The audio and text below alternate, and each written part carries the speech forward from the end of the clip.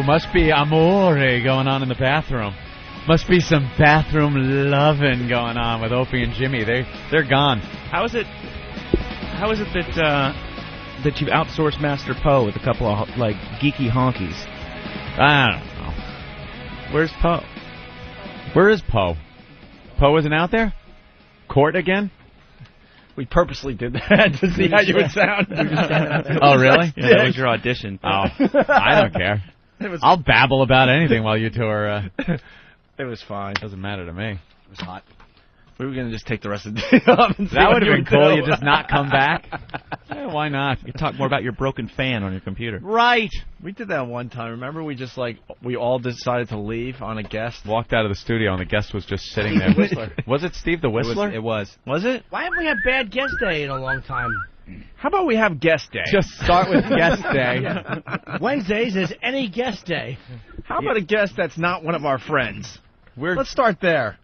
We're like crying for a guest like Cindy Williams these days. Well, Wouldn't that be great? I worked on a guest yesterday. You did? I certainly did. I think I got us somebody who will actually either do a phone or come in when he can. And who would that be, Jimmy? Oh, Bill Ward. Oh, wow. Hey. Were you hobnobbing yesterday? I was backstage at Ozzfest. Backstage at Ozzfest for his little birthday. As happy as I've ever been, and me and Florentine are walking around, and Jim comes over to me and goes, dude, Bill Ward's on his drum riser. And I'm like, let's go look at Bill Ward. So we're standing 5 feet from Bill Ward, 40 minutes, he's like warming up or waiting for a picture. And the people are just walking up to him, talking to him, so Jim's like, let's just walk up to him. So we walk up to the drum riser, and he's like, it's like, Bill, can we get a picture? And he's like, yeah. He's like the greatest guy ever. So he stands up. Of course, I run up. He brings me behind on the drum set. I'm on Sabbath's stage. This is like 3 in the afternoon. I'm standing in his drum set. We do a picture, then I start talking about satellite radio, and he's really interested in it. And so he said that he would come on the show, and he was very sincere. No, we talked for like probably 15 minutes about satellite radio and how bad commercial radio is, and he's got his own show, and I think he should get a show on the Boneyard. That's just me. That's just you, but... This is how Jim and Jim Florentine were backstage at Babe Fest with Gene Simmons, both just sort of standing real close to each other, nervously fingering their digital cameras, ready to pounce. Oh, yeah, that's what it's all about with Jimmy, is getting the pictures. Well, dude, I had to. I mean, once you get Bill Ward, and then you get a picture with Geezer Butler, and then you get a picture with Tony Iommi. Tony Iommi? When you realize, and then Ozzy walks by and you say hello real quick, you don't get to talk to him, but... On your birthday, when you get to talk to every member of Black Sabbath, you really have a wonderful, wonderful birthday. That's a perfect. Oh my goodness! And you were saying how you hate birthdays yesterday. That was the best birthday I've ever had. Bestest birthday ever for Jimmy. Bruce Dickinson, Iron Maiden, got him. I got everybody I wanted. It was fantastic. Wow! I annoyed Geezer and I annoyed Iommi. You did? Geezer's they walk in. They're doing this Babe Fest Ozzfest, which is Ozzfest, not Babe Fest, a quick appearance backstage with like 20 fans. And, of course, I'm back there. And they come back to the backstage area, but they're going to go on the tour bus first. So I panic and run over. I'm like, Geezer? Oh, because you think they're leaving? Yeah. And he turns around and looks at me. Oh, you overeager douche. He turns around and looks at me, and then just kind of, like, walks onto the bus. So I'm like, fuck. I kind of rushed it. Okay. So then they come off the bus. They're going to come over to the signing. I walk over. I go, hey, guys. And the tour manager goes, just be patient, man. You'll get it. Oh, no. Oh, you were the impatient guy. And then I wait a couple minutes. Oh, how embarrassing. And then I wait a couple of more minutes, and I see Iommi there. I'm like, hey, Tony, I'm going to be interviewing you next week for XM.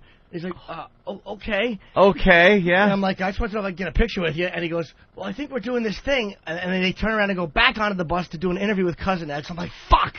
And then they finally come out off the bus again. Oh, you overeager little shit. I was awful. They come off the bus. They go to where they make the fans all sit at the tables. I'd have had security remove you by that point. I'd have looked out of the bus window and go, see that little fuck? He is so annoying. Get him out of here. Well, they come out, and now all the fans are seated. They're like, everybody has to sit down and be cool.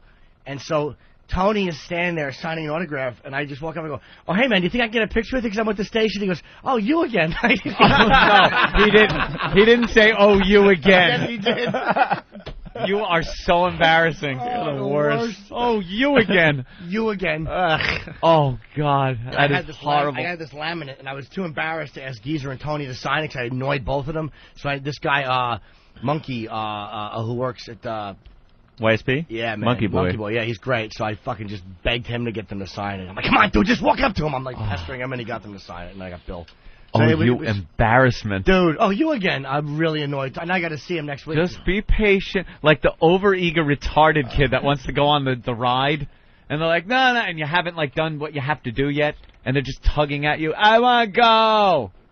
Yeah, that's what you are, the little impatient, retarded child. Hey, Florentine, he asked Melissa from YSP to take his picture with Geezer, and she hit the camera, twice and didn't get it. So he stood next to Geezer Butler and didn't get his picture. Oh, no. She's not the brightest. Yeah, I was about to say. No blonde with big tits is capable of taking a picture. I'm sorry. No, I like Melissa. Camera? Especially when she's the spokesmodel for a radio station. Yeah.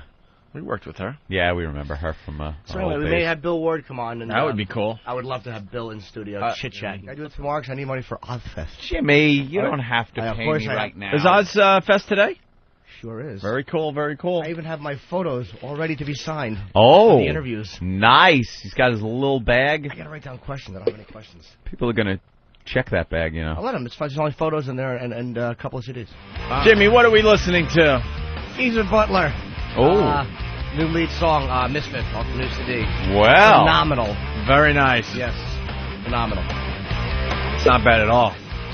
And you're going to Ozzfest today with Martini Steve? Yes.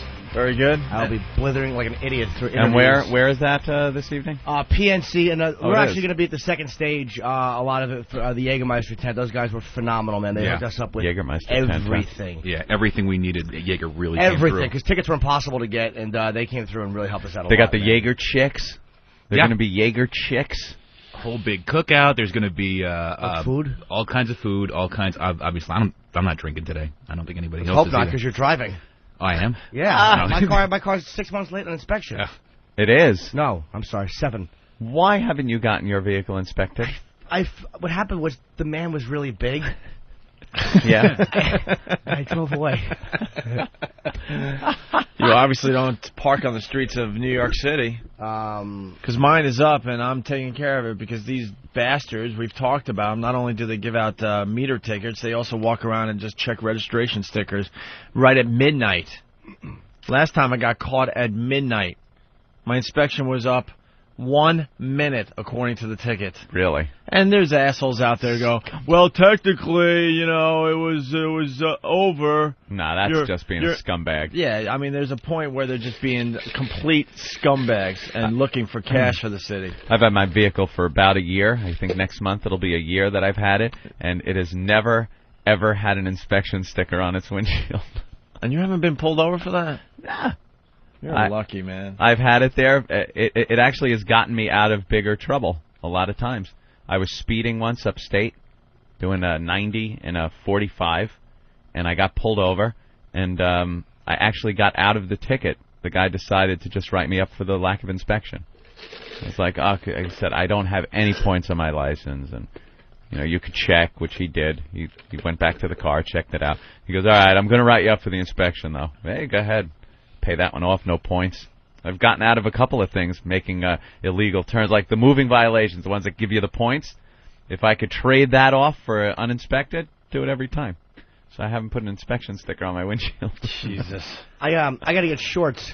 It's hot. It's going to be hot. It's going to be the hottest day of the summer. Jimmy can't comment because he's taking a dump. Randy, what did you learn on the show today? I learned nothing because I just don't listen very well. Very good. True. Let's say hi to Kyle in Indiana. Kyle, what did you learn on the show today?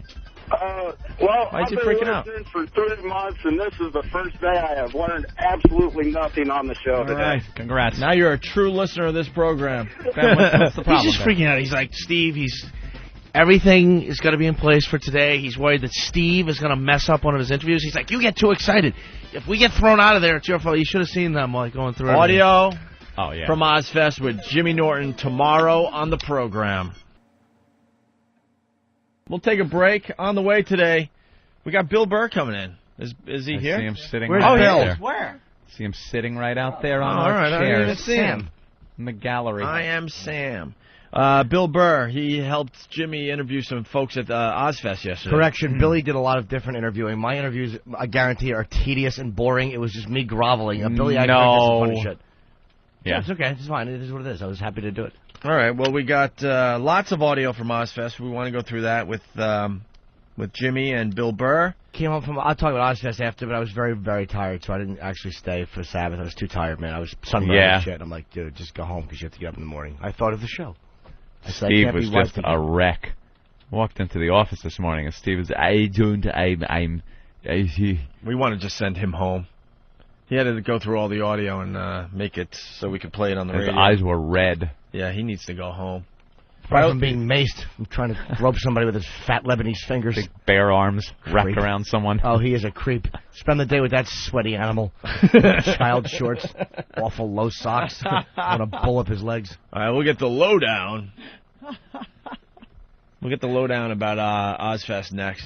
Jimmy in studio, Bill Burr in studio, Anthony not in studio. He decided to take a leak, and I warned him just as he was going into the bathroom that he is not going to be happy. Why? I don't know if it's one of our guys, but the bathroom is... Here, let's get the comment. How bad was that, Anthony? Oh. I warned him just as I was leaving the bathroom as he was going in. I'm like, dude, you do not want to go in there. Is that one of our guys in there? I don't know. The guy, while I was in there... Wait. You walked in, and someone was still in the stall? Yeah. I know who it was then. Who was it? I'm going to guess. It was one of our guys? Does it begin with an M? No. I thought it might be Mars. Was it Martini Steve? It was Steve. Steve, what the fuck did you eat yesterday at Ozzfest? Dude, let me just explain. Wow. I took a leak. Steve was washing his hands when I walked in, so I assumed he had just taken a leak. No. I thought the guy, whoever the perpetrator was, had left.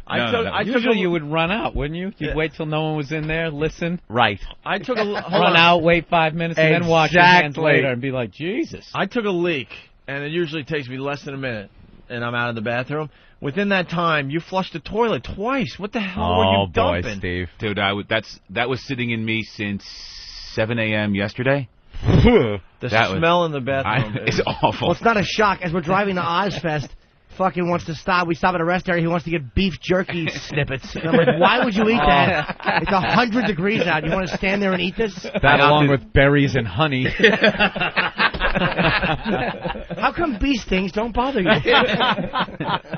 Yeah, that was just rotten filth festering in me since 24 hours ago. Now that we smelled it, oh my God. What did you eat yesterday? I'm trying to remember. It was egg whites. Oh, that was a protein dump. God. That was a protein-rich dump. Oh, your system decided to finally release. Yeah, my system decided to finally release. I cut down release. on the egg whites, and now I'm finally dumping more regularly. You know what? It had diffused through the entire bathroom, too. Awful. It wasn't like you walk past the stall and it was bad, but then you get by the sinks and it's kind of tolerable.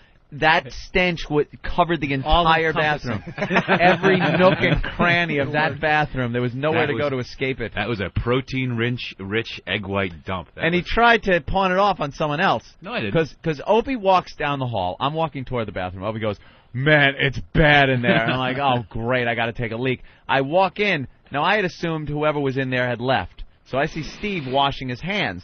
So I think Steve was just in there, and I go, holy shit, it stinks in here. And Steve goes, yeah, it's pretty bad. like someone else did it. Commiserating. He was commiserating. Commiserating with me. It was your little change purse. Well, I'm never really sure. I'm really not sure of the etiquette. When you're like, are you supposed to jump up and take credit for it immediately? Absolutely. Okay, I could apologize. Go, boy, it stinks in here. You should have went, oh, sorry. Okay. Well, I'm sorry. I would have yelled it in the office. Go in there quick. Staples on your stomach are rusting or something. Yeah, that was protein and rusty staples. Jesus. So how was Ozzfest, boys? Wow. Jimmy? Good time? Yeah. Jimmy? I was very happy. Yeah, Jimmy got to sit down with some of his heroes. It's going to be very, I predict, it's going to be very tedious audio. Why? Because it was, come on, I was shaking. Were you shaking? Oh, my God. I think Did you go test 1, 2 and check the tape recorder? No, but Steve was the one turning it on and off, and every time he did it, I was thinking, if this is not taping, I'm going to cut his Lebanese head off and kick it. Yeah. I had a nightmare about that, this thing not taping. Making sure it worked. Out. Yeah. And the sound quality was good? Yeah. The levels were okay? It wasn't like when Big Kev took it? No, nothing like that. It's just that we had to do these interviews either at the Jaeger tent, which is very noisy, obviously, because it's outside, or you do them inside the trailers in what's called Sabbath Village, which is with these air conditioned... Sabbath Village? Yeah, yes. It's a place that I You love were to freely live. walking around Sabbath Village. What Sabbath Village is is there's an area behind Ozzfest. Geezer, Tony, Bill, and each have trailers. First name basis. Oh, yeah. Terrence, actually, instead of Geezer. Yeah. They all have like a little trailer. And I think Ozzy has just an extra bus, but I think because they're the musicians, they have like a little trailer they can go to behind, off the bus. Only they're back there. You have to have the complete all-access pass to get back there, where they can just mellow out. And Bill Ward has a little drum set in his, and I guess Tony has guitars, and it's unbelievable. I'd heard about it, but I've obviously never seen it.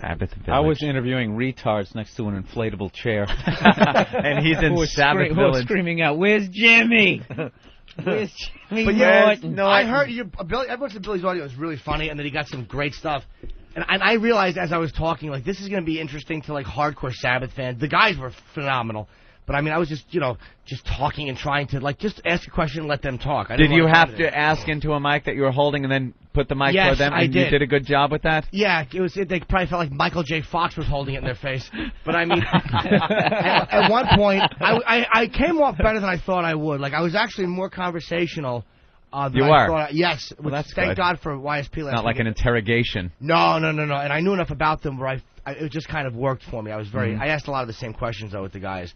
But you interview a band, it's usually 4 guys in a room. Whatever you wanted to ask the band, you ask them. And then each one answers, but on an individual basis, now you got to ask a couple of the same questions. You have to. It's hard to have 12 different, 3 times whatever questions. 12 different ones. I hear you. Right. Well, why don't we play some of this audio? We start with Pete, the O&A fan. Is this Bill Burr's audio? No, this is I did a few before, and I handed the mic off to Bill, and then we left Jimmy. We left Bill at the Jaeger tent, and then Jimmy and I went off into the Sabbath one. Jaeger Village. Excuse me. Jaeger. Yes. Is this before or after you ate the rancid possum? Long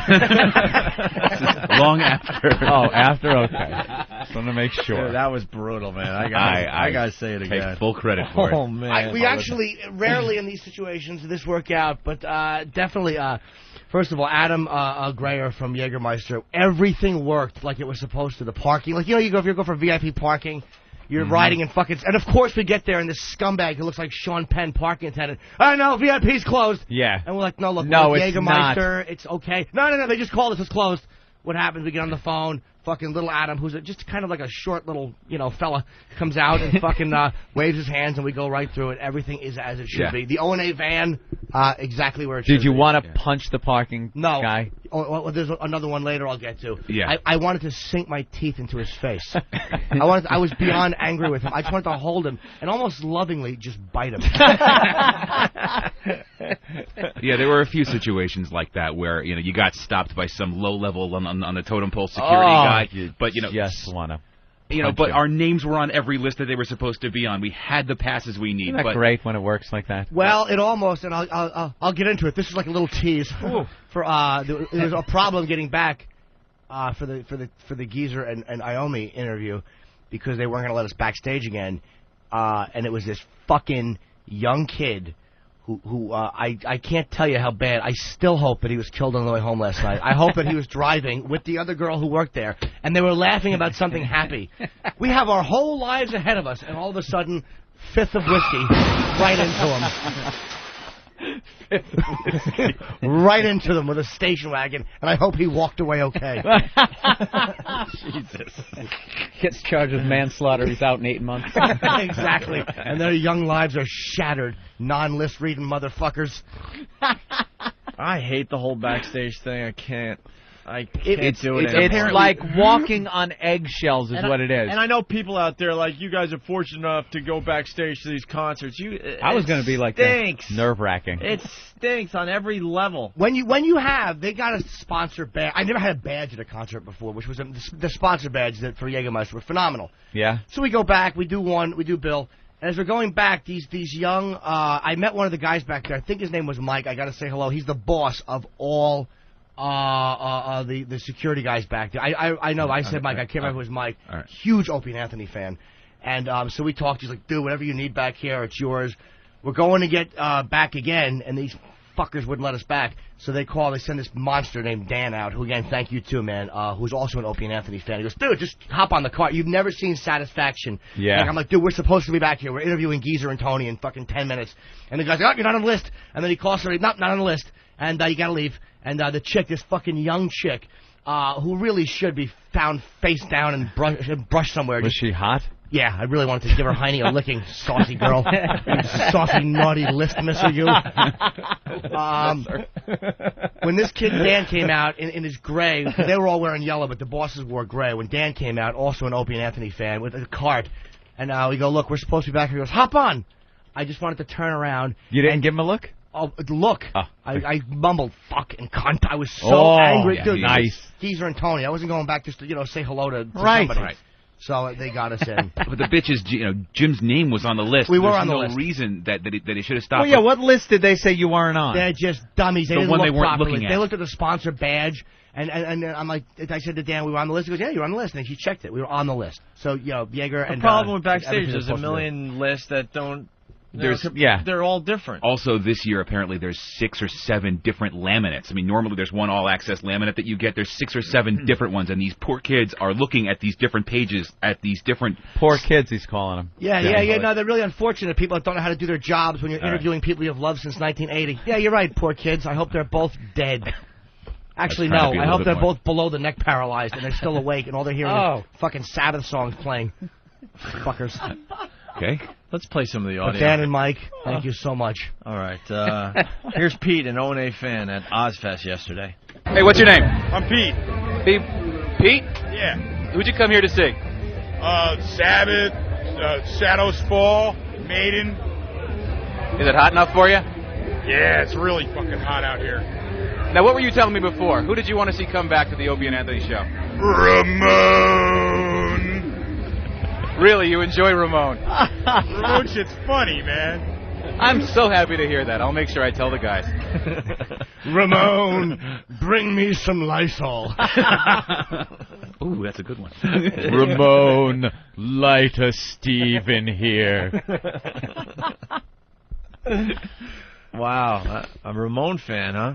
That was a first. I was And shocked. Steve hates being with the fans. You absolutely If hate there's it. one person in here that cannot stand our fans, it is Steve. Yeah, I've gotten a Hates little bit. I've gotten a little bit better. But Oh, there's you a- haven't. All right, fine. You're a liar. You are lying. You're a smelly, shitting liar. Ramon. Oh, sewage in your change purse belly. I'd like some beef jerky tips. I Would you? opted not to have some beef jerky. Why don't you eat some rose lip petals or something. Rose lip, did you No, I say? say rose petals. I was gonna say Isn't it rose hip? Very good. All right, here's Bill Burr interviewing one of the fans. All right. What's your name? Kyle. Kyle. You don't need to yell, man. Just fucking... Huh? You don't need to yell. Sorry, man. The microphone. Look at this. This is a state-of-the-art Opie and Anthony microphone. Radio Shack. We got this on the way over here. What would you do to get back here to meet Jim Norton? Anything but blow a guy because I'm not gay. You could still blow a guy and it wouldn't make you gay. It would just mean you wouldn't enjoy it as much as a homo would. No. Well, that's what you got to do. See that line right there? Those people aren't waiting to get T-shirts. Jim Norton's huge now. Jim Norton's huge now.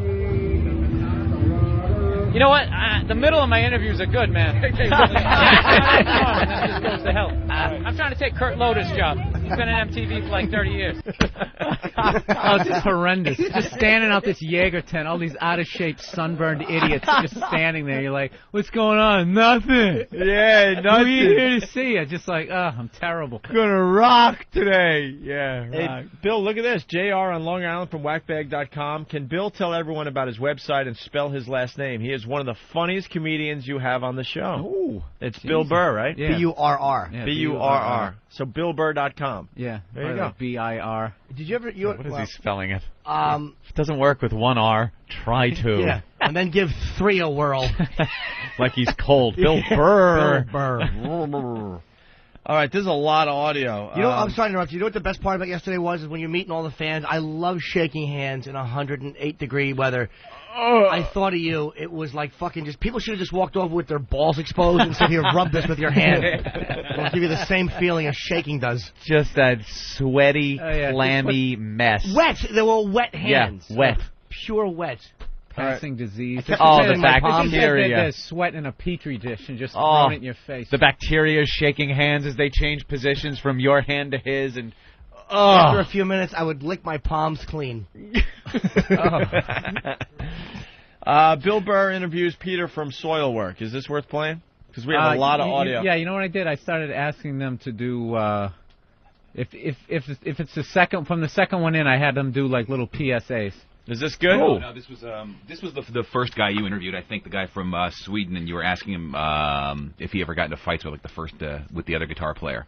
The very first band interview you did, I think. Oh yeah, I think I would go to the next one. Go to the next one. Yeah, and this is one of the ones has the ones with the PSAs were good. All right. Well, the next clip here is Steve again, Martini Steve, interviewing the O&A fans outside the Jägermeister. Yeah, booth. this is just two obnoxious O&A fans. What's your name? George Groning. George, what's your favorite thing about today? Fucking meeting Jim Norton, meeting Steve C, everybody from O&A, dude. It's awesome. That's not really what I was fishing for. I was kind of looking for something about the whole rock concert thing that's going on here. The concert's awesome, but O&A is the shit. Who are you, sir? I'm Reggie. Reggie, where are you from? I'm from Jackson. You know it's rude to interrupt. That's okay. I love XM, I love Jimmy, I love O&A. That's fantastic. What band did you come here to see? Iron Maiden. Really? No other band? I'm old, so... That's a lot of bands to sit through just for Iron Maiden. I'm going to see Zombie, I'm going to see Maiden, I'm going to see Black Label, and I'm going to see Black Sabbath. Now you're interrupting, sir. That's very rude. What band did you come here to see? Black Sabbath. He's from the same town, Jackson. Zach Wild, Black Sabbath, Black Label Society, and fucking Zombie. Thank you, sir. That ended. I can hear them sweating. Yeah. You could hear that one guy especially sweating and just he's out of breath. Jackson, ready to just collapse from the heat. You got a lot accomplished there. Yeah, I know. That ended my fan interviews. That was it. You were disgusted. I couldn't stand it The anymore. O&A response, I got Adam said he was very. I didn't say he was surprised. He said it was very strong when the van pulled in because I didn't see the van pulled in. He said it was amazing how the response. A lot of those. Yeah, I mean, there's too many people out there still thinking that we're doing this cute little thing for XM. They have no idea how big this is getting already. Ugh. No clue. There was they gave away a box of shirts. I just looked over and all I saw was Eric's mouth with bacon and mayonnaise dripping from it, hanging out of it. You look like you were bobbing for apples in the fucking Planned Parenthood dumpster. Oh my God. That's right. Now make a conscious effort to keep that mouth closed. Look at him, old pursed lips. What is that? Little straw. It's bacon. It's turkey. What's on there? There's more than BLT there. There's turkey or something. That's all bacon? That's bacon. That is a slab of bacon. That's going to Crisco be on top. Your dump is going to be worse than Steve. I was just going to say. With all that mayo. You thought mine was smelly with you.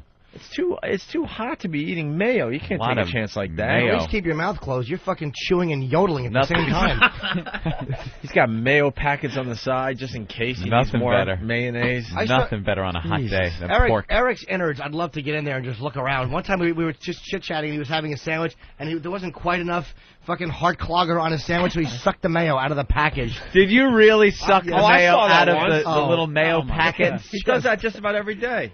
He loves mayo. That mayo. It's just awful. He doesn't like the waste either. It's not good. No. You should be a big fat guy. There's all the stuff you eat. He's young right now, but you wait, Eric. You give him a few years. How young a lad are you? 27. What? 27. 27? And he's already been in radio, 12 years? 10? I knew you started young. 27's when you start to go down. The big 3-0 is when the body starts changing. The stuff you were able to do in your 20s, you're not able to do in your 30s because it just packs it on. A few years, you're going to be singing WOLD by Harry Chapin. You got a tie around your gut and you're doing high school? All right, we got enjoy. We got some audio from Zach Wilde. There's so much here. I don't know which ones to play. What do you think, Steve? Let's see. What tracks are the? He got. How are you dealing with the heat? Is that good? Nah, that was at first just because Zach and his whole crew he rolls with are all dressed up in tight black leather, vests and. Did you just say his crew that he rolls with? You got to see these guys. Yeah, I did say that. Sorry. He's got his whole entourage is roll. Ramon, bring me some hip hop dialect. That was hip hop. That was worse than that shit you just took. Wouldn't you just say the guys he hangs out with? Yeah, he's rolling with. But he and his boys, word is bond. We're very hot. His posse, if you will. Correct.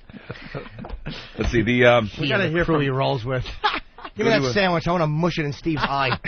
Zach to the wild. Zach to the wild. Oh, he talks about. Now, Zach, y'all been playing for quite a while. Y'all been representing. Jesus. You're finding it hard to hold it down. I want to paralyze you with a rock. I'm sorry, Jim. I'll talk. I want to hear, is there the opening salvo, the first question, no matter what it's about or anything? I just want to hear Jimmy's first question. Zach just started talking. We did Bill Ward first, and then we did Zach. And Zach's an animal. He's familiar with the show. Yeah. He bathes, I'm Minimally. sure, at times.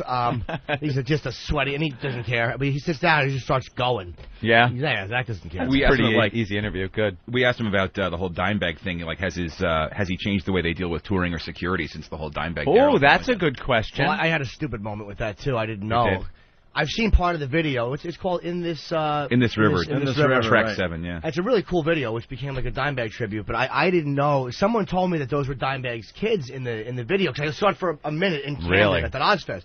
So I asked him about that, and it turns out Dimebag didn't have kids. So I felt like a dick. I mean, he wasn't a dick about it, but I was like, ugh. All right, let's go to the audio here. You have an amazing show of force here. I mean, it's like a compound here, man. I mean, there's nobody going to cause a problem here. Did that scare you and make you want to bring more people and go that there are some crazy people out there? I better make sure I'm a little bit, surrounded with people, or did it not affect the way you do business at all? No, not at all, man. I mean, that's why I would never go down to a show and hurt any, I would never go down to an Ozzy show and hurt Ozzy or do it. When I was a fan, I mean, I still am. But I mean, it's just like, you're going down to see Randy Rhoads. You don't hurt Randy Rhoads. You go down there, yeah, without a doubt. All we do is go up there and like high five after every solo Randy does. You know what I mean? Because you're seeing greatness. You know what I mean? So there you go. I already hate my own voice. Jimmy. I'm listening to this. I'm wishing that Steve would just have the fortitude to take my head and crack my teeth against the console. You did fine, Jimmy. Security compound. Fucking rambling asshole. I love it. Happy to be there. Now I can't wait to hear more Jimmy. It's awful. You are really a stammering ass. Dude, and there was one point, I mean, with Zach, I wasn't that nervous because Steve was holding the mic. And it was good, too, because sometimes I would ask a question, and then he would hold the mic by my mouth while he just went into a fucking place where he's scooping honey out of a pot. Fucking creep. And Zach is talking, and I actually had to move his hand once. Like, the one with the mouth moving and the sound coming out of it? That's the one you hold the mic on. That happened once. Large grizzly. Let's go to Kevin in Philly. I guess he's a new fan. Kevin, what's up? How you doing, guys? I'm just a little curious about the story behind this whole Ramon thing is. What, buddy? You don't know who Ramon is? Oh. I'm telling you, we're getting new listeners every day. That's the weird thing. All right, I've been quick. listening for a couple months, and I love you guys, and this is the first time I've ever heard that. Quickly. Ramon is part of a promo that Steve does for the show. You know those little promos, those little humorous little sound things that are dropped in every so often during the show? Well, this is nothing like them. Hey, we can play a quick Ramon promo for you. Listen to this. Hold on. I'm going to play a promo Rich for guy you. and his houseboy is what it is. Ramon is the houseboy. Let me play this, and then we'll explain. Hit it. That's great. Welcome to the Opie and Anthony. Ooh, it's in my shoes. Ramon, clean this up. See? Now he's the rich voice guy that does voiceover work for movies or wherever they need voiceover work, and his houseboy is Ramon, and he does unspeakable things just to satisfy the old man. Great. sounds good. Exactly. You know, Kevin, I'm with you. That is the perfect reaction. Great. Yeah, sounds good. Yeah. All right. Sounds good on paper. And your next question should be, I listened to the show. Why? Can you pay for those cell phone minutes? All right, Kevin. Thank you. Yeah, really, right. All right. Anything else from the Zach Wilde interview we want to play? Anything else? How about anything at all? I'm telling you, I'm a bad Anything interviewer. with Jimmy on it. Well, there's so much audio. I don't know if we could get to all of it, so I'm trying to just get to the... Talks about going with double duty with... He's very respectful towards Ozzy. He talks about a prank he pulled in Philly where he wore a dress with his whole... He brought his whole group of guys into a mall in Philly. Group of guys? Yeah, Zach loves homo humor. Yeah, he does. He lives for gay humor. Yeah. He's a big biker. They love that shit. And by that you mean the crew. Yes.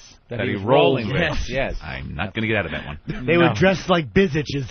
All right, let's play the audio from the prank here, all right? You did something in a dress. I don't. It was fucking. It was in Philadelphia. I mean, Kim from YSP, who was in love with you, was telling me that you did something in a dress. I don't know what it was. Did you go on stage in a dress, or did you do something in public with a dress? It was really completely uncalled for. And Something in a dress. Anything in a dress. Dress. Anything with a D in it. Fucking asshole. Humna, humna, humna, humna. Just so happy to be communicating. Make myself sick. I love it. Humna, humna. Shove for the future.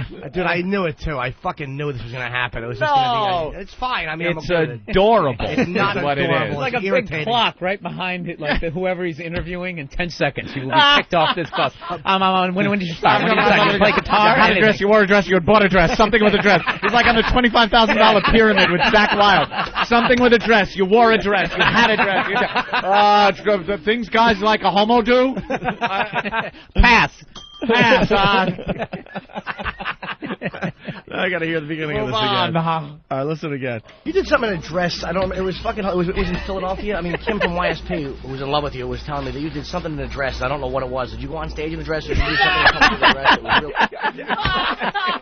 I don't even need the answer. I don't even. He said dress like 18 times. Oh, it's awful. Something in a dress. Dress. Zach, what's your address? I need something with a dress. Oh, God. And hit the bell every time he says dress. Ready? In this question. I want to try to hear the rest of this. You did something in a dress. I don't. It was fucking. It was in Philadelphia. I mean, Kim from YSP, who was in love with you, was telling me that you did something in a dress. I don't know what it was. Did you go on stage in a dress, or did you do something in public with a dress? It was really completely uncalled for and hilarious.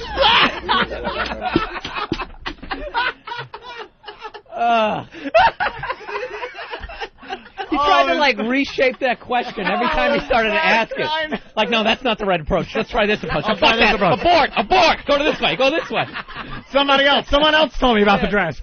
No, I knew about the dress. It was hysterical with the dress. Women wear dresses sometimes, and we...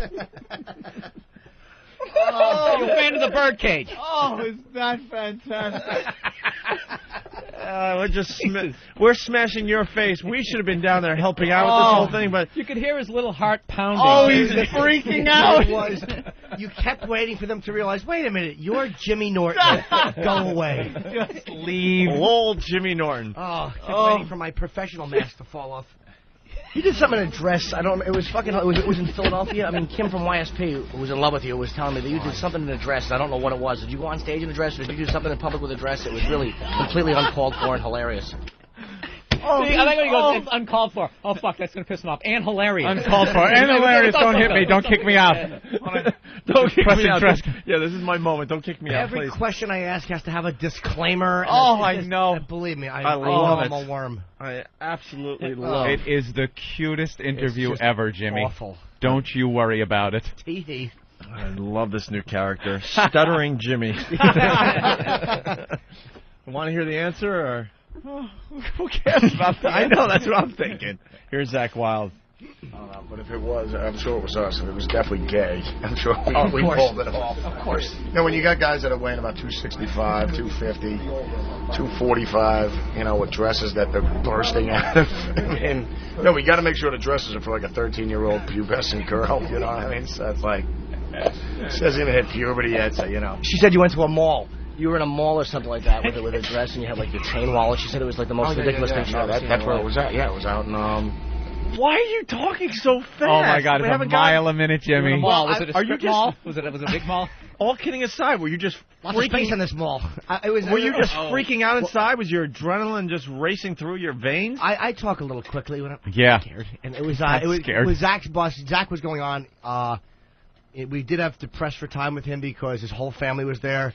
And he did have to go on soon. He was going to do a signing and then go on. So his brother was really cool, but he's like, look, he's got to kind of be quick just because we have a signing and then the show. So I was like, kind of knew that. And his dad walked on the bus just as we got there, like 2 minutes after we What got a nice there. guy his father was too. Hi, boys. You know, just a friendly His father's this World War II vet, very cool guy. But all of a sudden, Zach wants to go hang with his family, and we're in there. Want to ask questions about dresses? He's got family there. What do you ask Zach, though? I mean, he played with Ozzy. What am I going to do that's anything remotely interesting? I've been interviewed, so I've had that. I've been on the other side. Yeah. And I know that the thing I normally like is I hate when interviewers try to be funny with me. That never fucking makes me laugh. I just want to ask me a question, let me answer when I'm finished, ask the next one, and let me talk until I'm done. That's what I like as an interview. Well, we missed the obvious. We have to go to John in Jersey. John, go ahead. Yeah, Norton, you sound like Jonathan Edwards from Crossing Over. Crossing Over? I'm getting a D. I'm getting a D. Getting something. I'm getting a dress. Something with a dress. Does somebody in here wear a dress or had a dress? Did the departed wear a dress? Some type of dress. Something with a D. Dignity. Does anybody have any? I would really could use a helping. Oh, is that great? It's coming in like crazy. He sounds like John Edwards. That's funny. And then Byron. What's up, Byron? Hey, boys. Hey, Jimmy, I want to know if that's you or Rain Man doing the interview. I'm bunching out. All right. I got to back up a little bit. I'm going to back up a little bit. He was just scared, is what everyone's saying. Of course Leave Jimmy alone. He was scared. So, you know. She said you went to a mall. You were in a mall or something like that with a dress, and you had like your chain wallet. She said it was like the most ridiculous thing she's ever seen. That's where it was at. Yeah, it was out in in Boston, or we were hanging out. Yeah, but was it a mall? Something like that. Sounds like that Chris Farley character. A bunch of grown men. That happened. That was awesome. We made sure. You wore a dress. You wore a dress? It was awesome. But yeah, it was definitely beyond gay. It was a bunch of grown men, and we made sure. We went to like a Victoria's Secret and just got the most insane. No, where you just, I can get you in the smallest stuff that like a 13-year-old will wear. Oh, of course. And you're just bursting out of these dresses and everything like that. It was you awesome. just gave him an idea. No, and 13-year-old at Victoria's Secret. That's nice. Yeah. All right. Are we done with Zach Wilde, do you think? Anything else that comes to mind here, guys? Great. No, I think that's it. I think he was just really. You realize that he's very respectful towards Ozzy. So if Ozzy asked him to come back and stop doing what he was doing, he'd go and do it. And in a second. Yeah. In a second. And they're doing really well, man. Jimmy, anything else you want us to play from that? No, it's fun, man. It was just he's fun to have in the studio because he's just an animal. He's a fucking animal. We must save those. Go through the questions. Oh, no, we got tons more. We got the Bill Ward interview, the Tony Iommi interview, and then we got some more of the Bill Burr stuff. I got to say... best thing I got people to do PSAs. That I want to hear. Yeah. All right. PSAs. Should we take a quick break? What do you got there? I was just going to say, these guys, we obviously play only small clips, Bill Ward gave us over 30 minutes total. Iommi, who was the shortest, gave us almost 10 minutes, and Geezer 17 minutes. These guys gave us a lot of time. And I got a plea from Sanctuary Records. Kevin, how do you say? Is it Chairmate? Tremonti. Tremonti fucking hooked this whole thing up. You can't get near Sabbath on show days, and he used all of his powers and all of his skills. All of your skills. And he was there for us the whole time, man. Kevin, thank you so much for helping us at Sanctuary. It sounds like you had a great time. Dude, it was fucking... Dream come true. Between all the guys at Jaeger, Adam at Jaeger that helped us, all the people at Clear Channel that got us passes and passed, all the guards, the security guys, everything fell into place as it should have. First time it ever actually all worked. Yeah. It never always works, and at this time, everybody was on the ball and fucking helped us. Always getting screwed, always walking on eggshells. Except for that one cunt. Well, yeah, the guy and the girl, but they, in fairness to them, they were young and they didn't know any better, but the guys with the gray shirts, Dan and Mike... We'll take a break and we'll get into Jimmy Norton interviewing Bill Ward and Tony Iommi after the break. How's that? And I don't know where the geezer is. It's not cut up yet. It's not cut up. Oh, it's not cut up? All right. Did we get pictures of you in your outfit for Ozzfest? That's worth... Where's my outfit for Ozzfest? With your big shorts?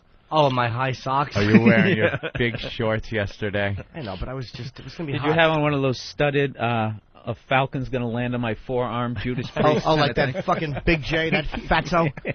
Stop trying to look like you're fucking a biker, Jay. Oh, I know. We drove away in like a caravan too. That's the funniest thing. He drives a Saturn. Fucking, I've never heard it Dressed put like that a biker.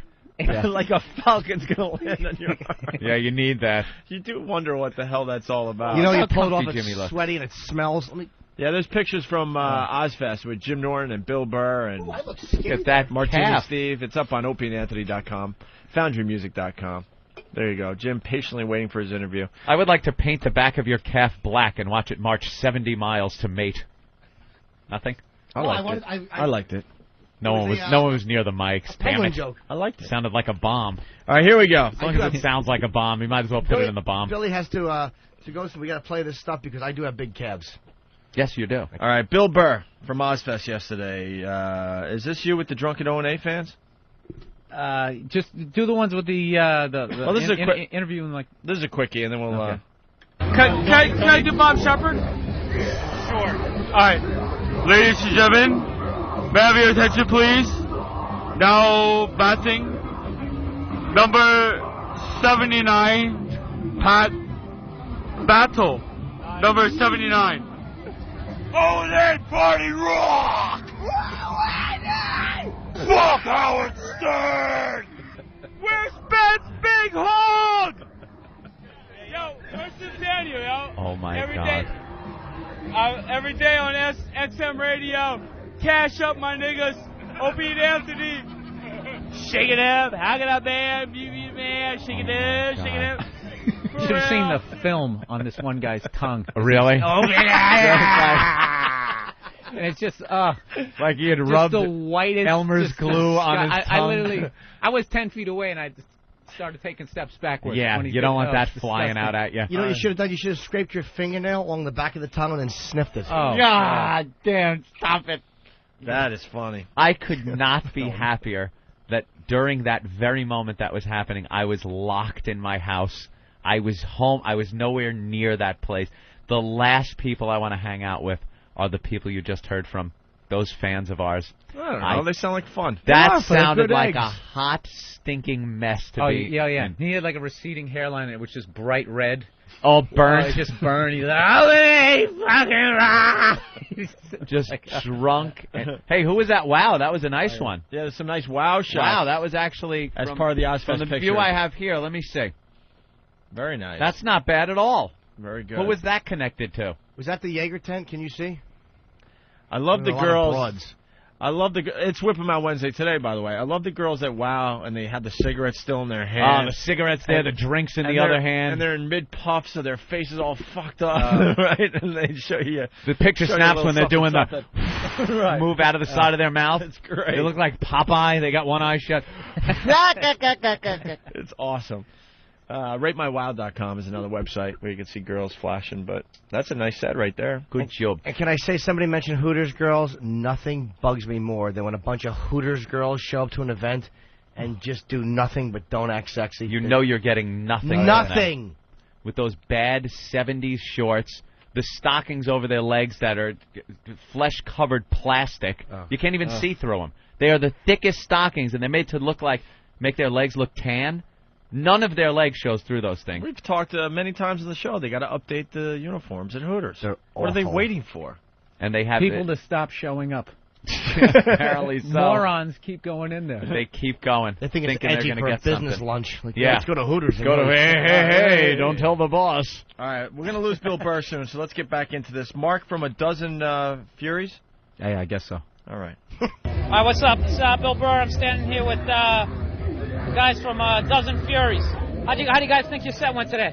I think it went really well, man. I mean, it's probably been the hottest day so far in the whole tour, but, you know, we're Texas boys. We're used to the heat, so get up there and do our thing, man. So you guys are like brand new? You guys have won like a contest or something to get on this? Yeah, I mean, we won a contest to be on the show. I mean, to, be on the tour, but, we've been a band for about 2 years now, been touring on our own and doing our own thing, and, this was pretty much just a blessing and, a big step forward for us. All right, definitely a blessing. How well, This is what I'm trying to get these guys to say some fucked up, like, what you do on tour. And these guys are covered in tattoos. They all look like Mick Mars from Motley Crue. and they just like the nicest guy. Like everything's a blessing. Everything. Blessing to be here. I noticed that at the last Ozzfest. God willing, we'll go on for the next tour. And Watch how I'll try to angle it towards some sort of smut, and they just keep going back to the church. I remember that when we did the Ozzfest thing, and they're eating vegetarian meals backstage, tofu, and drinking little green tea. It's like, what? You're all tatted up. They watched behind the music. They saw what not to happens. do. Meanwhile, you listen behind him. It's definitely a contrast. Soundtrack to Hell is playing. There's something going on in the background that just listen to the music. How well do people know you here? So far it's been great. I mean, we've done 2 signings and they've been packed and tons of kids. What's the biggest asshole crowd you guys have been in front of? Just been like, fuck you, you're the opening band? None yet, man. They've all been really cool. I think they came out not expecting like us to do what we actually do. You know, everybody thought we were just gonna be some MTV show band and stuff like that, but it turns out, you know, everybody's like, man, you guys blew us away, and it's really cool. Like, there's a lot of support from the fans and shit. So I mean, really cool. Oh, that's cool. Hey, you're the drummer, right? Yes, sir. Have you ever went to throw the drumsticks in the crowd and some dude was pissing you off, so you kind of, rather than tossed it, just fucking threw it at him? Not really, man. It's just Nah. Look out there. So many people. No, it could put an eye out, and we wouldn't do things like that. I make sure it's a rubber tip. Yes, we have special styrofoam drumsticks that we throw out so as not to injure any of our loving fans. Wow, they were not biting. Even these hardcore bands have become PC. We're the MTV band. It gets even better. I started as far as like look out there. So many people. It's hard to really focus on one person. So you know, it's who gets the most pussy. None of us. We're all taken, man. We're in loving relationships with lovely women. It's just the most anti rock and roll band. Yeah, we're all Jesus good boys, dude. You guys are the tattoos. I'm figuring it's just going to be maniac going back there. You guys are all committed? We're all committed. Anybody got a baby on the way you want to announce? Singer's got a daughter already. So, the rest of us What's her name? Madison. That's a beautiful... and the names of their kids are even safe. Madison. Destined for a poll, though, if you name your kid Madison. You know what Zach named his son? What? Hendrix. Hendrix? Jimi Hendrix. Really? What a fucking animal. He's still the real deal. He's an animal. But these newer bands, you know, Billy, just beautiful. Trying. Beautiful. Trying. I got him to do a PSA, though, in the end. What's her name? Madison. That's a beautiful name. Hey, we're doing a skin cancer awareness thing here on Opie and Anthony, so if you guys could just say something to make, the kids aware about skin cancer, just wing it, anything. Throw a couple of fucks in there so the kids will listen to it, Dude, we are out in the sun all day long, every day, and we put on sunblock probably like 5 times throughout the day, man. You gotta take care of yourself, gotta take care of your skin. Start over again, just throw a couple of fucks in there. Seriously. Yeah, they're crazy over there. Start over again, alright? Just say for, skin cancer awareness. Alright, man. We're fucking cock fags, and we put on a lot of sunblock. Fuck. Yeah. We're out in the fucking sun all day long, man. It's just fucking beats down on you, and dude, you gotta fucking take care of it, dude. You gotta wear sunblock, you gotta wear it over and over again. Especially if you want to keep the tattoos fresh, dude. You need to tighten it up. Just tighten it up real quick, Wear your fucking sunblock. Sons of bitches. Alright, guys. All right, listen. Bravo. What a fucking great angle. idea. Make them do PSA.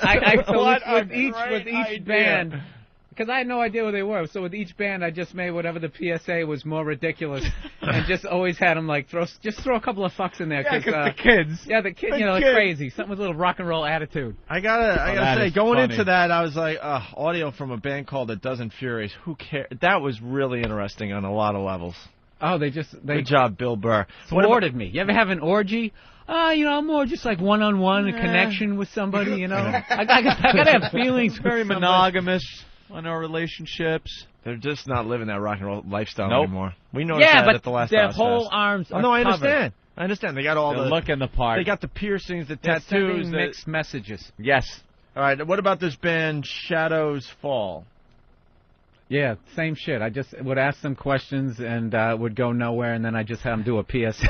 Well, we got to listen until we get to the PSA. It's Brian from Shadows Fall. Yo, what's up, Bill Burr? Opie and Anthony Show. I'm talking to Brian Fair from Shadows Fall. Great set, man. How'd you feel about it? It's been awesome, man. The whole Ozzfest is just incredible, man.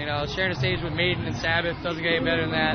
Let me ask you this. How the hell do you sing like that for so long? I mean, I yelled at my dad like that for about 20 minutes one time. I couldn't talk for 3 days. Yeah, I'm used to it for yelling at my girlfriend that much, so, it builds it up. You got to build the strength, Oh, you know what? We're going to do that drop right now. You know what's good? Glad you brought that up. We had Open Anthony's doing like a thing for like domestic violence awareness. Yeah, somebody kicked the shit out of their girlfriend in like Newark or something. So yeah, so just ad-lib some sort of drop and not do domestic violence to your girlfriend or whatever, and it's kind of weird, but toss a couple of F-bombs in there just because our listeners are retarded, so but just try to keep the good message. So just say this Brian Show's ball and something, or what? Yeah, just don't beat up your girlfriend and just, Oh, no! This is such a great gag. You rock, Bill. Oh. Domestic violence. You're going to have to come back and redo this new gag, right? This is your thing. So just say this Brian Show's ball and something, or what? Yeah, just don't beat up your girlfriend and just, fucking don't beat up your girlfriend or something like that. What's up? This is Brian from Shadow's Ball. Man, you got to stop punching your girlfriend out there. Save that shit for the bedroom. That's where it's at, but don't take it to the streets. Okay, do it again. Just throw like one fuck in there. I swear to God, they're idiots.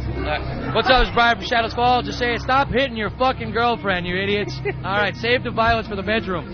All right, cool. All right, man. So where do you guys go from here?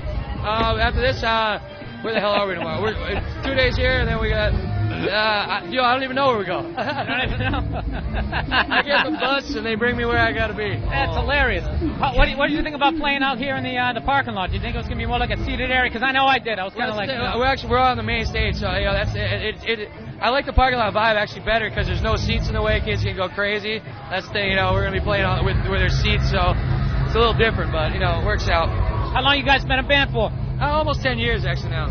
Oh, good deal. You got a new album or anything coming up? The War Within, right? The War Within's been out for a little while. We're going to be doing one more tour after Ozzfest and then working on a new record, so keep an eye out for that. Dude, that's awesome. Well, always keep us posted, man. Thanks a lot. Thanks for that domestic violence drop. No problem. All right, cool, man. Thank you. Very nice. Shit, is that funny? Don't beat up your fucking girlfriend. Yeah, F-bombs. They're idiots. Save it for the bedroom. Save it for the bedroom. What? Punch her in the bedroom. Oh, God damn, is that funny? That's really good. We got one more here from Peter from In Flames. Yeah, these guys... Hey, what's up? It's Bill Burr, Opie and Anthony Show. You know that because you're listening to this shit. I'm with the bass player from In Flames, Peter Iwers. Hey, how was your set today, man? It's going to be fine. We haven't played yet. But you haven't played yet? All right, we need to start that again so I don't look like I... Yeah, there you go. No, fuck it. Just keep going, man. I'm like a retarded...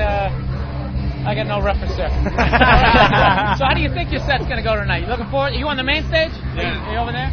I think it's going to go great. I mean, it's we always put in 150%, and it's a bit different playing from for a sitting down crowd, but still it's going to be great. So far, all the shows has been amazing, so I'm pretty sure today will be as well. So you guys are like your vibe. You come more mellow, melodic. Is that like how you guys are? I think we're metal. It's hard to categorize us into one thing, basically. Yeah. Okay, all right. So you're not like Iron Maiden meets, like pitch movies and stuff. You like Iron Maiden meets. I guess we could say that, but it would be unfair probably to just categorize it into one. I don't like that. We're metal band. All right, that's cool, man. That's cool. How long you guys been playing? A long time now, since I think it's like 12 years something. The band's been like 12 years. Out of everybody in the band, if you had to kill someone, who would you kill? Myself. You kill yourself? The road's starting to get to you? No, but I mean, wouldn't be fair to the others otherwise. Choose one. Oh, God. Just no one would go with it. No one wants to commit. It wouldn't be fair to the others. Ugh. Wouldn't be fair to the others otherwise. Choose one. I like this guy. This guy, I can tell you're like the peacekeeper in the band, right? You're like the mellow one. Listen, man, we're also doing, this is kind of a side thing. We're kind of doing this benefit. Somebody beat up a special needs kid in, Newark. And so we just want you to just say, just give a shout out to the kids so they know not to beat up somebody with, special needs, So just say, hey, guys, it's not cool to beat up with somebody just because they're different or whatever, Just like a quick kind of like a soundbite, and it's kind of weird, but throw a couple of fucks in there just because our fans are kind of retarded, you know what I mean? So you need to and then he says rock and roll, So just wing it. Hey guys, this is Peter from Flames. You should treat everybody equally and don't beat anybody up or do something bad to them just because they're different. Everybody's the same. Okay, that's totally the perfect vibe. Just throw in special needs and throw in one or two fucks. The F word. Yeah, it's kind of like I said, they're retarded. same thing again, or what? Yeah. Hey, this is Peter from Flames. Treat everybody the same way, even people with special needs and everything like that. Don't fucking go and do any bullshit and start beating people up because they're different. Treat everybody the same, dude. That's beautiful. And the kid's name is Russell. Just give him a shout out. Same thing, a couple of fucks. He's a big metal fan, so it'd mean a lot to him. That's the kid who got beat up, Russell, from Newark. Hey, Russell, how the fuck you doing? Sorry you can't be here today, and just take care of yourself, man. See you soon. All right, dude, that's beautiful, man. Thanks so much, and good luck tonight. That's beautiful. Holy shit. You are insane. I love how in the same breath. I wish you could have seen the looks on their face as they're trying to wrap their fucking head around the concept. I don't doubt it. I love how in the same breath you're saying this poor special needs kid, yeah, our listeners are fucking retarded. They use this archaic term like retarded. Oh, wow, Bill. That's great. Yeah, that was great. Just add special needs and throw a fuck in there. A couple of fucks and they just do it. Say hi to Russell. Obnoxious Drown the Clown guy. What's this about? This guy was one of the funniest acts I've ever seen. He was, what's it called? Drown the Clown. He basically, the dunking stool. Yeah, dunking So booth some thing. guy is sitting there in this clown mask, and he's just trashing these people. Half of them are fucking, totally old jokes. But he says, hey, look at the white trash people. You fucking loser. And then he just had this maniacal laugh, like the clown. And then he just go, ah! At the end of it. It was so fucking obnoxious. He got some skinny kid. He kept calling him a crackhead. And this dude is literally walking behind where you throw the balls, like, go, come on down from the stool. Come on down from the stool. He wanted to kick his ass. He would get these people so mad, and there would be like 20 of them. And he'd get him so mad, but by the time that they actually, dunked him, they would all start giving the finger, going, yeah, fuck you! Fuck you! You might need video on this one. I don't know. Let's take a listen. It's Obnoxious Drown the Clown guy. There he is. Oh, look at this guy. Hey, buddy, you want a milk crate to stand on? What do you want to be when you get older? 5 feet? Short people got nobody. Short people got nobody. They got.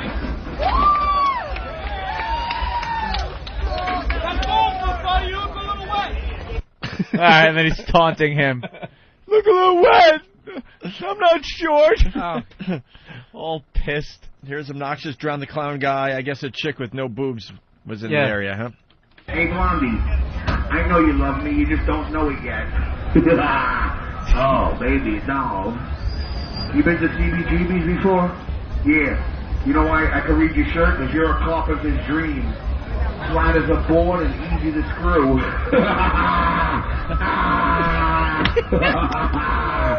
Hey, buddy, you better get her back to the pound. The feeding time's over. It's kibbles and bits time. Kibbles and bits, kibbles and bits. I'm gonna get me some kibbles and bits. Come on, play the game, losers. Hey, sweetheart, I got one more joke for you. Sweetie, hey, G.I. Jane, look at me. You got such beautiful blonde hair. Why'd you dye the roots black?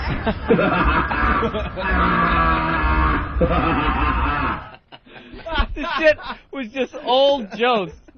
Just fucking the most horrendous jokes, and you just had that. He sounds like Keith Robinson.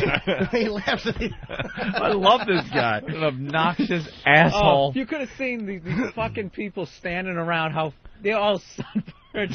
There was one dude, he had he was completely bald on top, and he had a hat on. And I don't know if he lost his hat, but his face was like Puerto Rican brown, right? And then his fucking head was totally white. Look at this loser! Look at your fucking head! And he's just screaming at him. And this fucking guy is just losing. Yeah, look at my head! Look at my head! Fuck you! And then they would try to throw the balls even fucking harder, and they're missing by 20 feet. Yeah. And every ball they throw, he's like, Oh, what an asshole. It was literally a better job than stand-up in a way. Yeah. You didn't have to just fucking sit there in a goddamn parking lot. You don't have to do an act. You just fucking irritate people. Just taunt people, and it doesn't matter how bad they try to heckle you back. We got more from the Obnoxious Drown the Clown guy.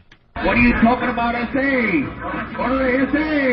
Hey, buddy, I know you ain't got a green card. You got a bean card. This dude's like Mexican. I love that laugh. Can we isolate that? I want that on my machine. He the worst. Get that on my machine. All right, another loser that he was making fun of here. Run. What are you going to do? Look. See you later, loser.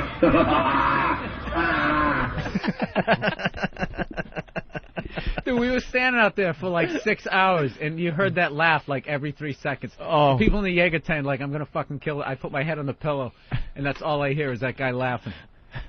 What are you doing, you bonehead? Throw the ball. Come on, you loser. Give me the second part of it, then.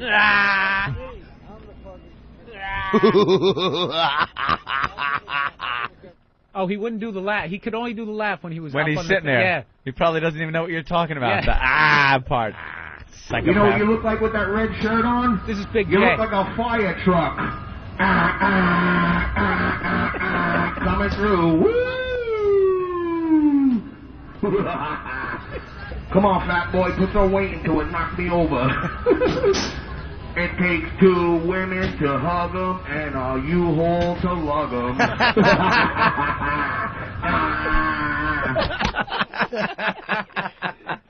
Oh, my God. I'm going to do that all day, that laugh now.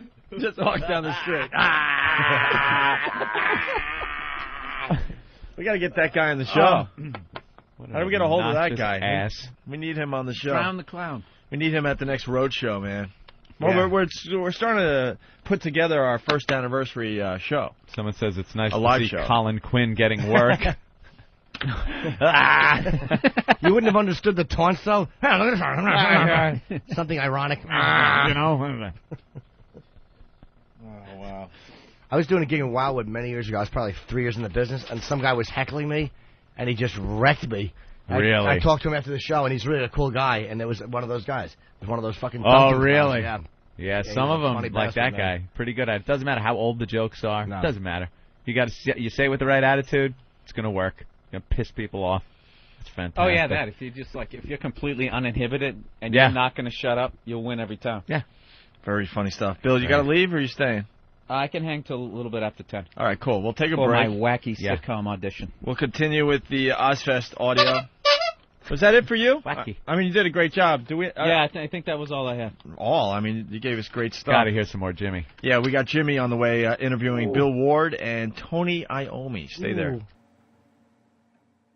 We also have more audio from Ozzfest with little Jimmy Norton. Aww. A lot of requests coming in, and they want the Bill Burr PSA thing. Get the dress. They want us to replay the Bill Burr PSA thing, so as soon as we get that, we'll play it for you, okay? Jimmy 4 times. We're back with the Opie and Anthony program. Ozzfest, yes. You know what? Got rave reviews about Bill Burr at Ozzfest with Jimmy Norton. Rave reviews about Jimmy's audio as well, by the way. We want to play the PSA stuff one more time. Hilarious. Right. This stuff is really, really freaking funny. And you want to set this up as I get Well, in the player here? Bill Burr went to Ozzfest with little Jimmy and Steve. And he had a tape recorder. He had a DAT recorder and interviewed some people, some bands. And he noticed that the bands weren't as... They didn't really have the rock attitude, you know? You ask them cool rock questions about the tour bus and chicks and the drugs. And they just kind of were like, well, no, we don't do that. We kind of hang. We're kind of, family guys or mellow. Or One guy had a kid and he's singing death metal songs. Yeah. It turns out a lot of these guys are now just a bunch of posers in the music industry. Yeah. Playing the role they think they're supposed to be playing. Mm-hmm. So we started asking him to do these PSAs for things that didn't really exist for our show. Because the interviews were, they were pretty much whatever type of interviews. Uh-huh. And Bill decided to turn around and have some fun with these guys. So he interviews the guy from Dozen Furies, Mark, and asked him to do this PSA for us because we're very concerned about some things going on in the world. Listen to this. All right, what's up? It's Bill Burr. I'm standing here with the guys from Dozen Furies. Hey, we're doing a skin cancer awareness thing here on Opie and Anthony, so if you guys could just say something to make, the kids aware about skin cancer. Just wing it, anything. Throw a couple of fucks in there so the kids will listen to it, Dude, we are out in the sun all day long, every day, and we put on sunblock probably like 5 times throughout the day, man. You got to take care of yourself. You got to take care of your skin. Start over again. Just throw a couple of fucks in there. Seriously. Yeah, they're crazy over there. Man, start over again. All right, just say for, skin cancer awareness. All right, man, we're fucking cock fags, and we put on a lot of sunblock. Fuck. Yeah. We're out in the fucking sun all day long, man. It's just fucking beats down on you, and dude, you gotta fucking take care of it, dude. You gotta wear sunblock, you gotta wear it over and over again. Especially you want to keep the tattoos fresh, dude. You need to tighten it up. Just tighten it up real quick, just real quick. Wear your fucking sunblock. Bitches. All right, guys. I love that. The next one is Byron from Shadows Fall. Yo, what's up? It's Bill Burr, Opie and Anthony Show. I'm talking to Brian Fair from Shadows Fall. Opie and Anthony's doing like a thing for like domestic violence awareness. Yeah, somebody kicked the shit out of their girlfriend in like Newark or something. So yeah, so just ad-lib some sort of drop and not do domestic violence to your girlfriend or whatever. And it's kind of weird, but toss a couple of F-bombs in there just because our listeners are retarded. So, but just try to keep the good message. So just say this is Brian from Shadows Fall and something, or what? Yeah, just don't beat up your girlfriend and just, fucking don't beat up your girlfriend or something like that. What's up? This is Brian from Shadows Fall. Man, you gotta stop punching your girlfriend out there. Save that shit for the bedroom. That's where it's at, but don't take it to the streets. Okay, do it again. Just throw like one fuck in there. I swear to God, they're idiots. What's up? This is Brian from Shadows Fall. Just say it. Stop hitting your fucking girlfriend, you idiots. All right, save the violence for the bedroom. All right, cool. All right, man. People will do anything you ask them with a mic. If you have a mic, they'll do whatever you ask. Yeah. Keep it in the bedroom? What was he even talking about? I have no idea. It's okay idea. to punch your girl in the bedroom? Hell of a PSA. And finally, Peter from In Flames. Hey, what's up? It's Bill Burr, Opie and Anthony Show. You know that because you're listening to this shit. I'm with the bass player from In Flames, Peter Iwers.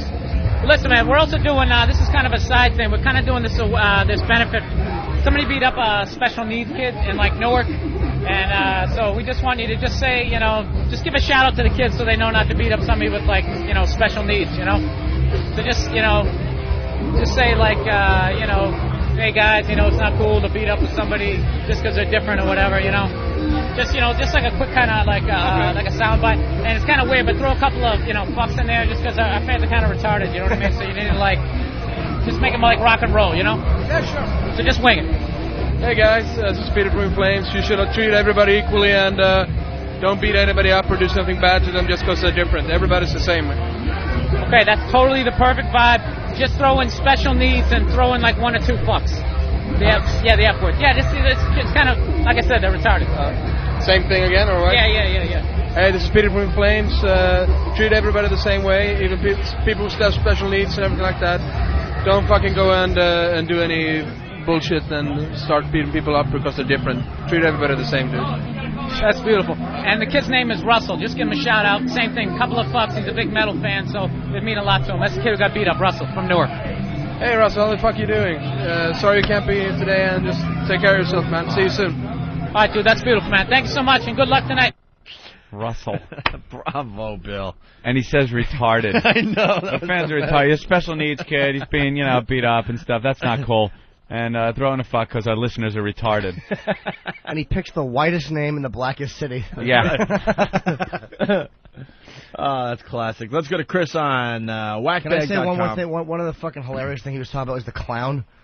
Oh, yeah. The clown audio he had, it was really... The clown in the dunking booth who would just really taunt great. people and had that laugh. The more you heard the laugh, the funnier it got.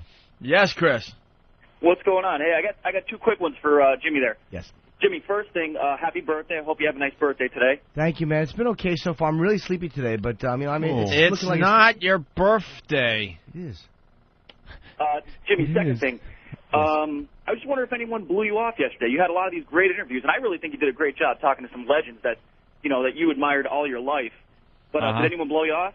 No, they were scheduled actually. The interviews I did were scheduled. They were the Geezer, Bill, Tony, and Zach, and we were trying to get Bruce Dickinson, but we just couldn't get his family there. So no, they were all very cool. Oh, that's cool. All right, guys, punching out. Jimmy, again, happy birthday.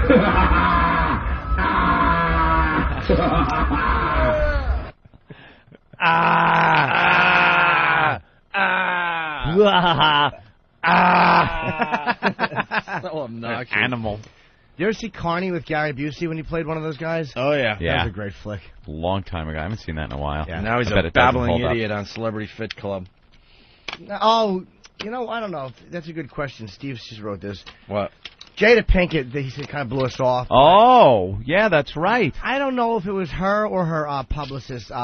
We knew you wouldn't get Jada Pinkett. I know. Well, I said think, so. to be honest with you, I think what was happening, Jada Pinkett Smith. it's just a bad. It's probably. I hear she's actually good. I mean, I'd love to say she stinks, but I heard she's actually good. But it's just a weird combination of Ozzfest. I heard she's been kind of having a tough time, and they've been giving her shit, the fans. Yeah. So she did a few songs. I guess she's discouraged, and she's probably not doing any press because of that. But the way publicists spin it, and I know it's their job, but she's like, well, she's not doing any presses early in the tour. I'm like, you know, I mean, I'm not a big star, but I've done enough things where you do press early in the tour. What do you do at the end of the tour to go, thanks for not coming? Right. You try to get people into the shows. So you do press at the beginning of the tour. Yeah. Jada didn't want to talk. That's She's bombing, obviously. She's not being very well received by the hardcore metal fans. What does she do? What kind She's of got music? a rock band with some of the guys in Fishbone. Do we have I a think. sample? No, that's the thing. We don't. She doesn't. We don't even have a sample of her music. The story is that Sharon Osbourne saw her band at some club or cafe in Los Angeles and brought her on board, but it's horseshit. Man, I think Sharon Osbourne is losing it a little bit. Well, you got to pay to be in the festival. Yeah, you got to. Bands are required. The second stage acts need to pay $100,000 to be on the festival. So all right. That's how the labels pony Are up you the cash. kidding me? No. Now, who gets that money? Sharon Osbourne's Sharon, hopefully.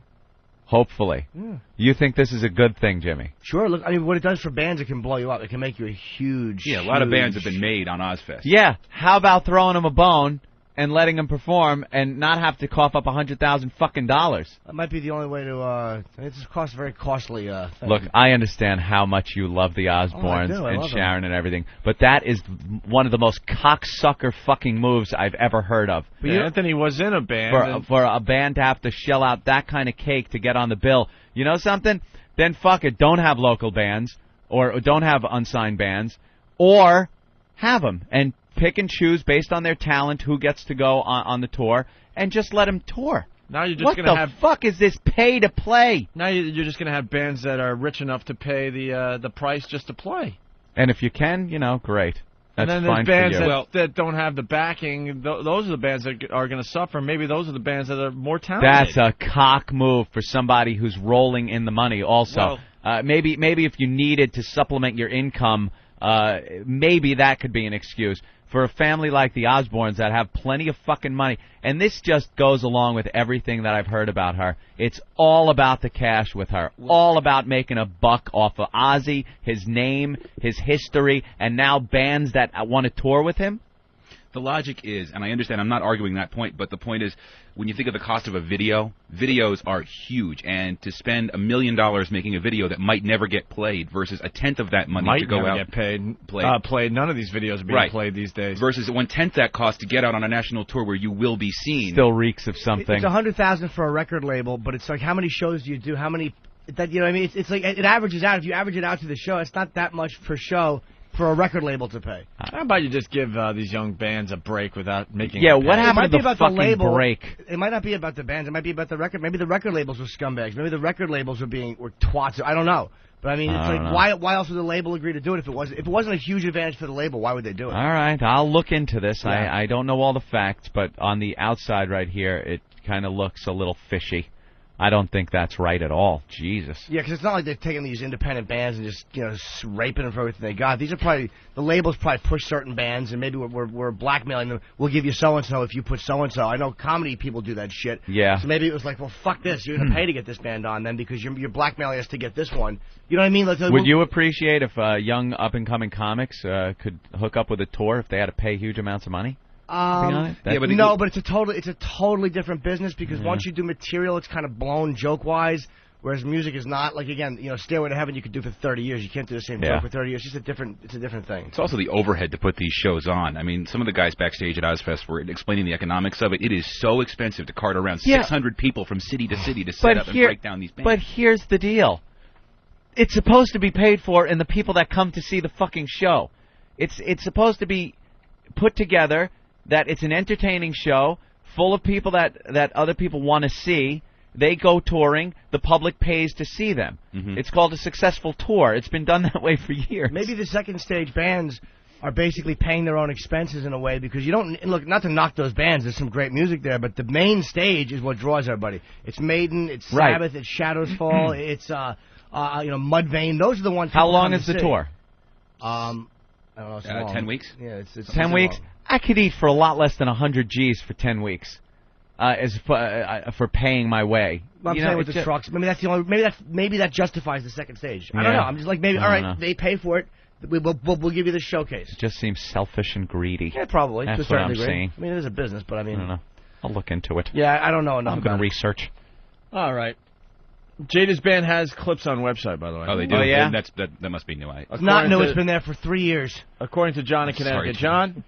Hey, what's going on, guys? Hey. Jada Pinkett Smith. Wicked Dreams is the name of the band, and if you not. go to her website, they have Wicked all Wisdom. the sound clips from her CD. Oh, Wicked Wisdom. I think Eric might be on it, Oh, actually. yeah, Wicked Wisdom, yeah. Because that's up on his screen right now, and he left the studio, so he's probably trying And to find a she's clip awful. for us. Really? I haven't seen any What of it. type of music is it? It's like a hip-hop, Is it metal, kind of a fusion. That's what I heard. I haven't seen it. But she doesn't have a deal. Does she do Parents Just Don't Understand? The metal version? Yeah. Jeremiah, what's up? Can I interrupt you? If I Hold on, Jeremiah. 2 seconds. One thing about Will Smith, because I used to like, Girls of the World, whatever. It was years ago. It was a great When you rap. were into your hip-hop phase? Man. And I like Summertime. Summertime is great. Summertime. Where the weather is day. La la la la la la la la la la. Summertime. Oh, I'm thinking of a different Summertime. Yeah. I'm thinking of the one by Asher D and Daddy Freddie. Like a Jamaican, really great, like Jamaican rap. Yeah. They were great. Summertime. Will Smith did a song called, what was the one about dating? Girls of the World. Uh-huh. But there's one line where he goes, I hit her with a trash can and ran like hell. But they changed it in the newer version to, so I handed her my wallet and ran like hell. Are you kidding me? No, and it was actually lyrically, it was a pretty funny one. Rap was like mid-'80s, early 80s. Yeah. And I used to love that. I hit her with a trash can. What just a great line. Well, he's known for being very outspoken on rap lyrics. He doesn't like any of the violence against women in the rap lyrics. That's probably why they took it out. Absolutely. $20 million a film. Why? Stop. Am I going to go back and change my act? Stop. Go back and change Yellow Discipline? You're going to have to. Let's say hi to Jeremiah. Jeremiah, what's up? Morning, O&A. Morning. Happy birthday, Jersey. Hold on 1 second. What's that, Kev? What?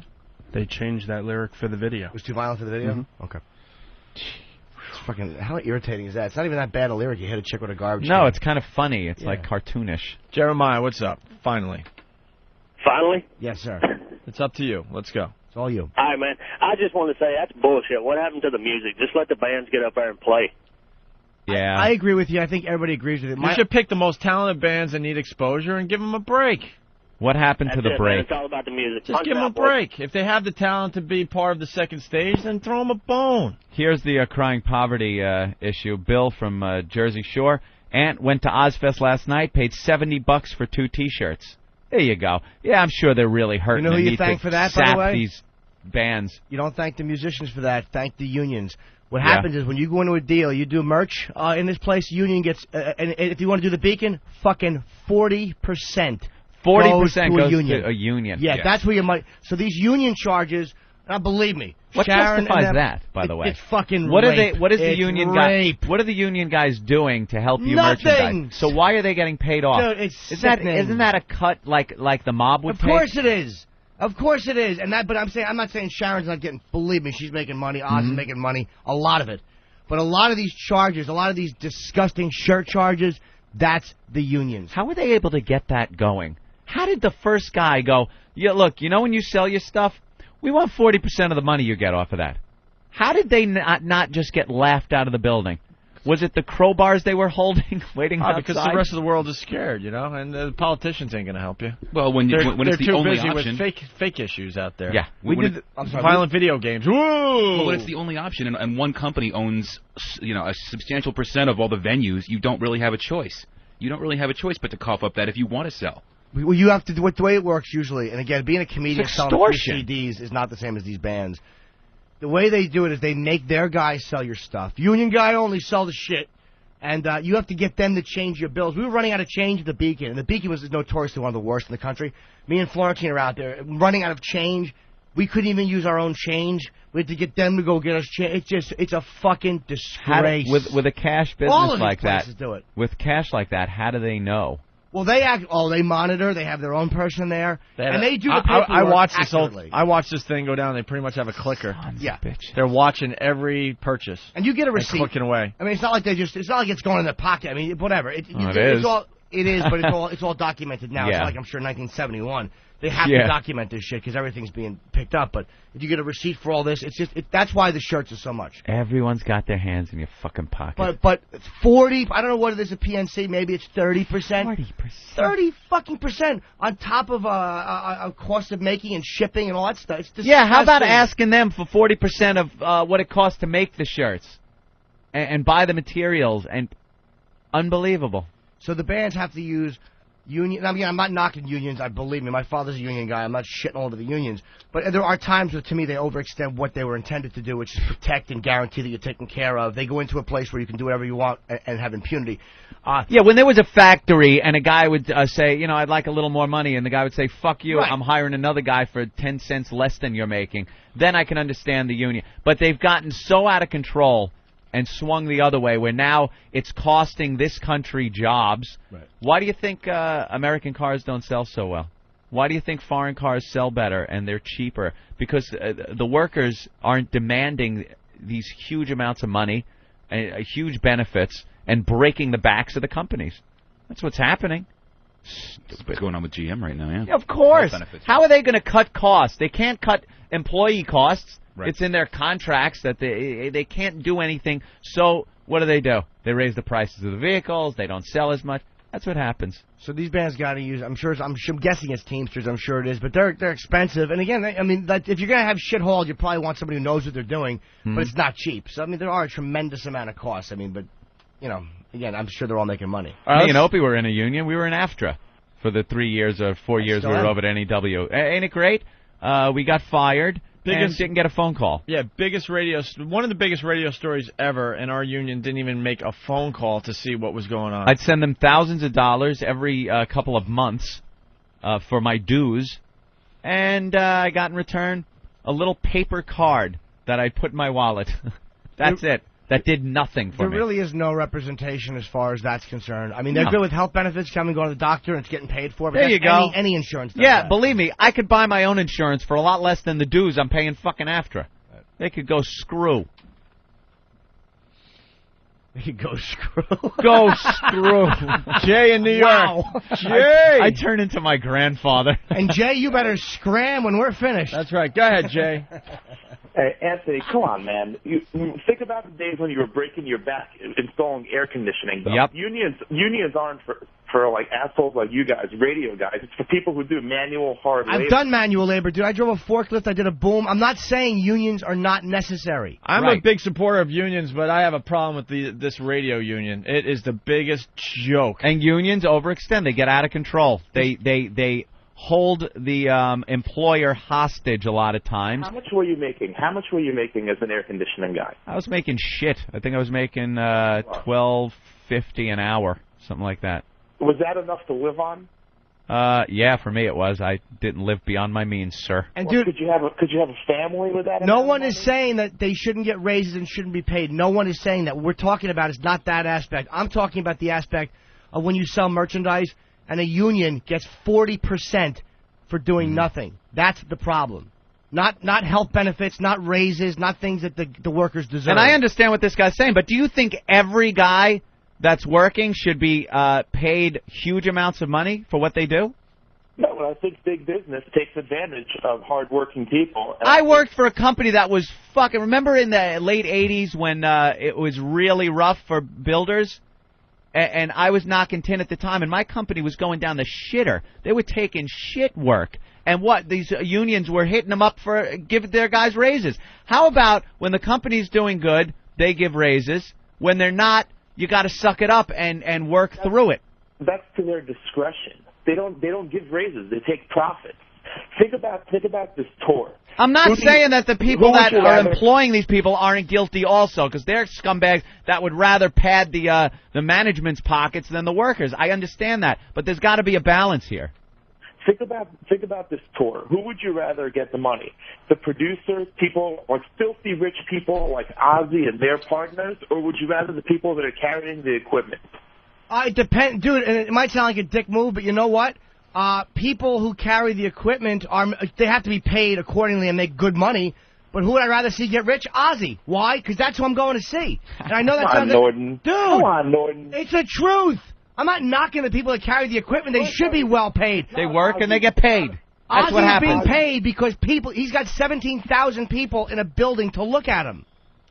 It's not Ozzy that comes to pay to see your shows. You don't exactly have highbrow humor, Norton. I know that. So that's why you should understand where I'm coming from. I'm not coming from a highbrow humor piece. I'm not knocking the people that come. My shows are always cheap, $20. I don't charge a lot. Exactly. You got to cater to people so average everyday people can do stuff. Explain to me, dude. I agree with you. But one of the reasons average everyday people can't do things like in these venues is because there's so many added on union charges that shouldn't be. Not the justifiable charges, the bullshit charges. You explain. You guys remember? Dude, hold on. Explain to me why the Beacon wants 40% of merchandise. Mm-hmm. I don't know what the exact numbers are. I'm giving it to you. You don't even know what 40% comes out to. It may just be enough for these guys to get by. 40% of all merchandise. You have no idea. You have no idea what kind of work they put into it. Why do they have to sell? Why can't they allow the artist to sell? Well, dude, why can't they allow the artist to sell?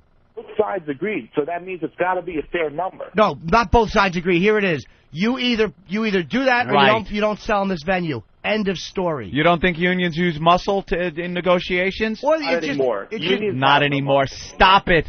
You haven't justified anything. Now who's being naive, Kate? Come on, unions don't have any muscle I anymore. just said to you, how can they take 40%? And you said that might be what they need to get by. You can't even admit that. Both sides agree to that. I don't know what 40% comes out. Okay, let's do a little math. You sell $10,000 worth of merchandise.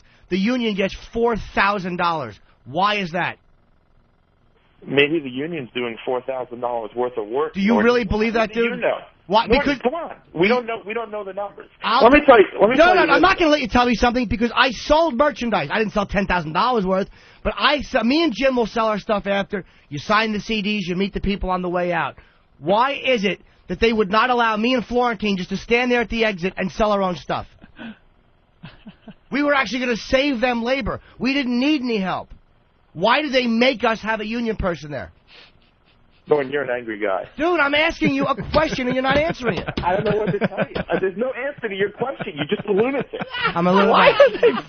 Why are they zooming in on the side? Fucking whoever did that assault on the media gets a raise. Very nice. Jesus. Was that Clayton?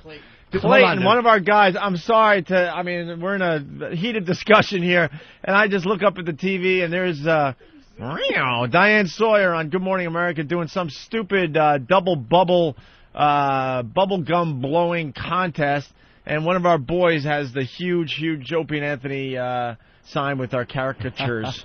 That was really funny. They slowly zoomed right in on it. That was classic. All right, back to the discussion. I'm sorry. So, dude, you're saying I'm angry and I'm a lunatic, but I'm matching you point for point. I'm telling you from a personal experience. Okay. What happened? Can I respond to that? Yes. I can't. There's no possible way that I can take this situation and somehow relate it to your situation because I don't know the facts of either one. I'm just giving you the facts, That's dude. the fact, dude. The facts are this. With this thing, with the 40%. Yes. These tours wouldn't happen. If you think Ozzy's lifting anything, you think he's doing anything? No, he shows up in the last minute with his fucking limo. Right. He gets out, he waves at people, he sings a song or two, and then he fucking leaves. So you think tours would never happen if it wasn't for union labor? Yes, that's what. So never would happen. They couldn't find anyone else to haul equipment or. So when we were going, stop it. So when we were going to see Led Zeppelin back in the day for $6 a ticket and getting a T-shirt for maybe $8. Yeah. Do you guys remember Woodstock '99? I was there, and they were selling water for $5. You're right. By the end of the show, people burned the fucking place Not down. saying there wasn't a bunch of greed going on, my friend. Of course, dude. There's and plenty of that to go around. No one's saying that the unions guys don't deserve to be very well paid for what they do. I mean, look, you want guys who know what they're doing hauling equipment. I've been saying that all along. I'm giving you a specific example of merchandise. I did not need any help there because it's just me selling my shirts and my stuff. And I want to know, you say, well, maybe the union has to get that. Why do they want 40% of that money for me to stand there and sell myself? Why will they not allow me? I don't understand. I'm not arguing for unions. I'm arguing for laborers. I'm not saying. I'm not arguing against labor, dude. I'm not arguing against unions. I'm saying that they overextend. As greedy as management can get, the unions at times can be that greedy or that irrational. And I've dealt with it firsthand. Hey, Opie, before I punch out, can I make a little request? Yeah. I'm one of the old day fans, and I'd like to know where are they now? Like, what the fuck ever happened to Spaz, man? Oh, the Spaz question again. He didn't want to be called Spaz anymore and left the show. Where is he? I don't we know. have no idea. Whatever happened to that guy? He called the show when we first started XM, and he's dead to us. We're done with him. Moved on, sir. Behind the scenes, I was telling him that his Spaz character was great, and we got it. Well, it wasn't even a character. That's the weird part about it. But he got it in his mind. He wanted to be called by his real name, and I'm like, well, then we don't have any use for you. That's probably some chick that got to him. That's probably the way he wanted to be some gets kind of. He just wanted to be like a producer. I'm like, dude, you stink at producing. You had a great on the air character, and he just didn't want to do it anymore. So we're like, all right, we're moving on, and that was the end of that. And it's too bad because he was really good in his role. All right, Jay, thanks. Well, I don't know what happened. I never met Spaz, actually. I can't. Really? Yeah, no. If I did, it was a high buy, maybe with Dice when I first came in, but I have no memory. For me, it was always Stinky. That's weird. All right. Stinky rules. Let's say hi to Rocky. Rocky! Yeah. Hey. Hey, I just wanted to call in and say that paying to be on the bill with somebody who's been around a long time, it really kind of sucks, I would think, but it's good advertising, you know. And I understand, believe me, I'm a performer, dude. The idea to me of a young performer being extorted makes me physically ill. And in comedy, I've seen it, and on bands, I'm sure it's even a bigger thing. My only thing is the labels pay it, not the actual bands. And there must be some huge financial gain for it, or the labels would never do it. And I don't know what caused it to start from the beginning. I don't know how it works. That's true. You know, I really don't know.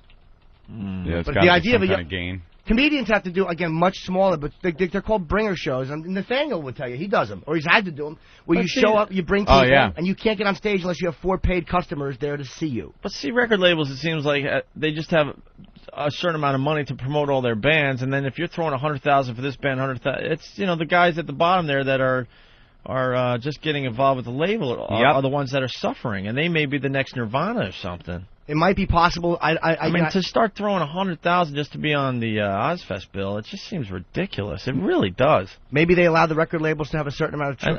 And now the record labels, instead of like maybe working, I don't know, just throw numbers out there, 10 new bands. Now they're like, well, look at it. Our promotional budget is really being stretched here, so we got 10, but we're going to only promote 5. Mm-hmm. That's where I think it starts hurting, you know?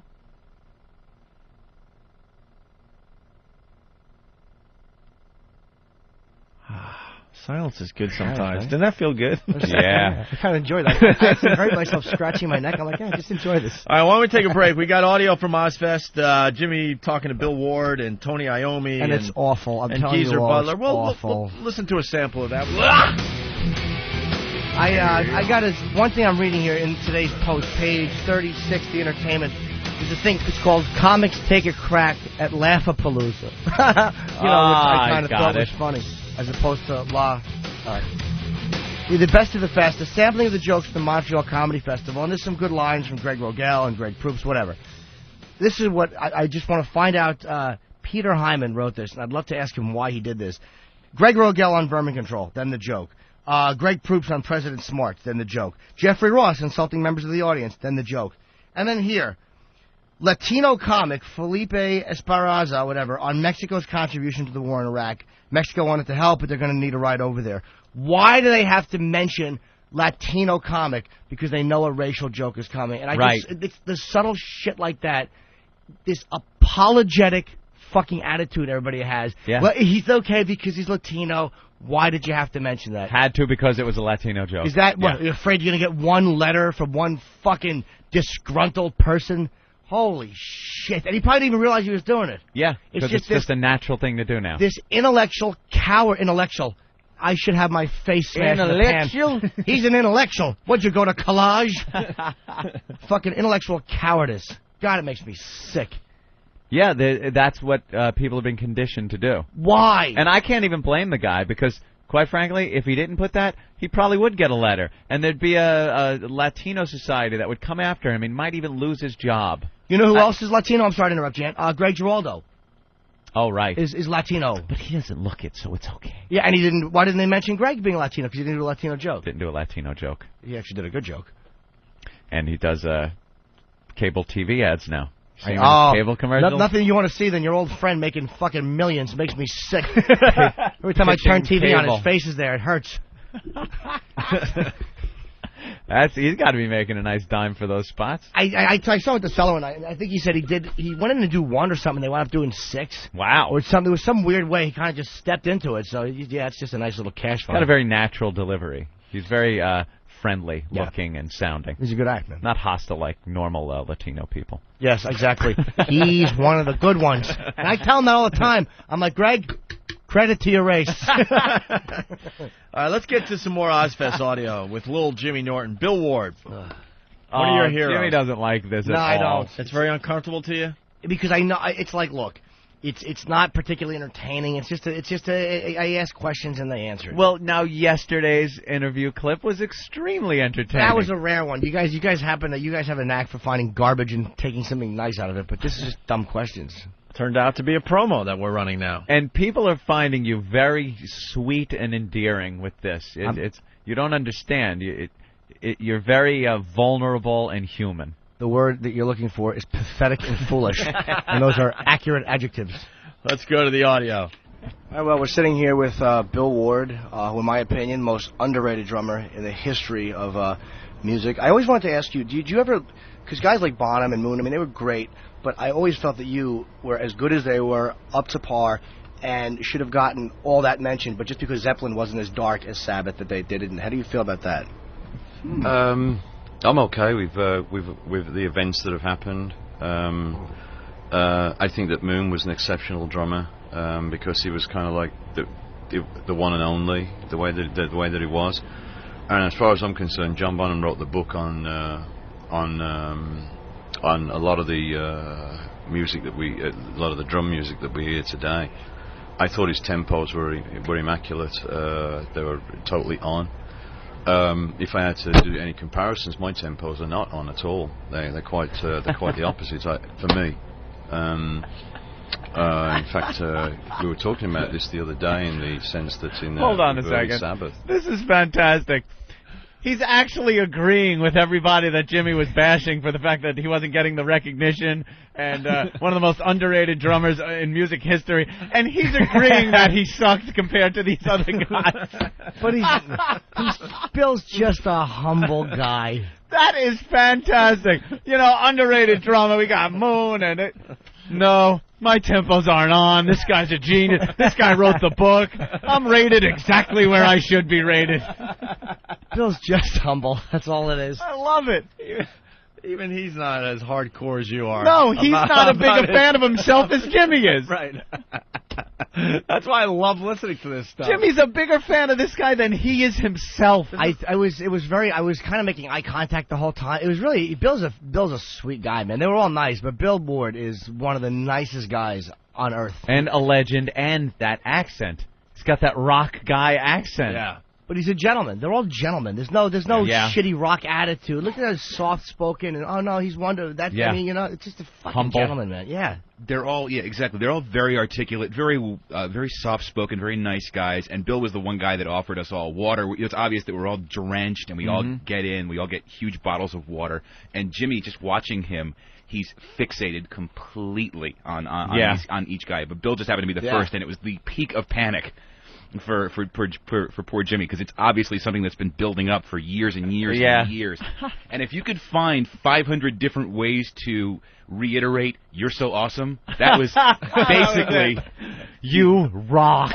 Yeah, listen to that as we move on. Well, I've spoken to him before once the week before, so I kind of was more comfortable with him than I was with Tony, who I was definitely a little more nervous around Tony because he was not in a good mood because the bus was late and shit. Jimmy, it's adorable.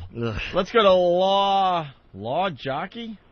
Hey, guys. Law jockey? Shouldn't it be lawn jockey? But okay. All right, go ahead. Yeah, it's Law Jockey. I just want to know how Jimmy conducted the interview with Bill Ward's cock in his mouth the entire time. It wasn't easy. Sound very clear. I did it while he was answering. And I did it out of respect, sir. Let's finish the clip. It's the other day in the sense that with early Sabbath, it's quite rugged and quite kind of murky, and there's incomplete drum rolls and there's things like that. That's great. Yeah, I sucked. He said incomplete drum rolls and he couldn't keep a tempo. How do you not love Bill? How do you just not love great. that? No arrogance. Should we play the next clip? It says Jim loves live version of War Pigs. Anything there? More of the same. It's a lot of more of the same stuff. There's a part there where Jim talks about what do you fear most, or is there something like, Jim, you actually said at one point, I know when I suck. Is there at any point, is there any time that you really were you stunk? Those were decent questions. Those were so the War Pigs is whatever? Yeah, War Pigs is kind of whatever. Yeah, it's just like a fan question I had. I definitely want to hear this because track 3, how do you feel about the fact that everyone wants to be you? Oh. That's great. Are you kidding me? Not everyone. Maybe a few people here and there. Well, yeah, no, a lot of them. Here's Jimmy talking to one of his heroes. That's the beauty of what you're listening to. Of course. It doesn't get any bigger than Black Sabbath as far as Jimmy is concerned.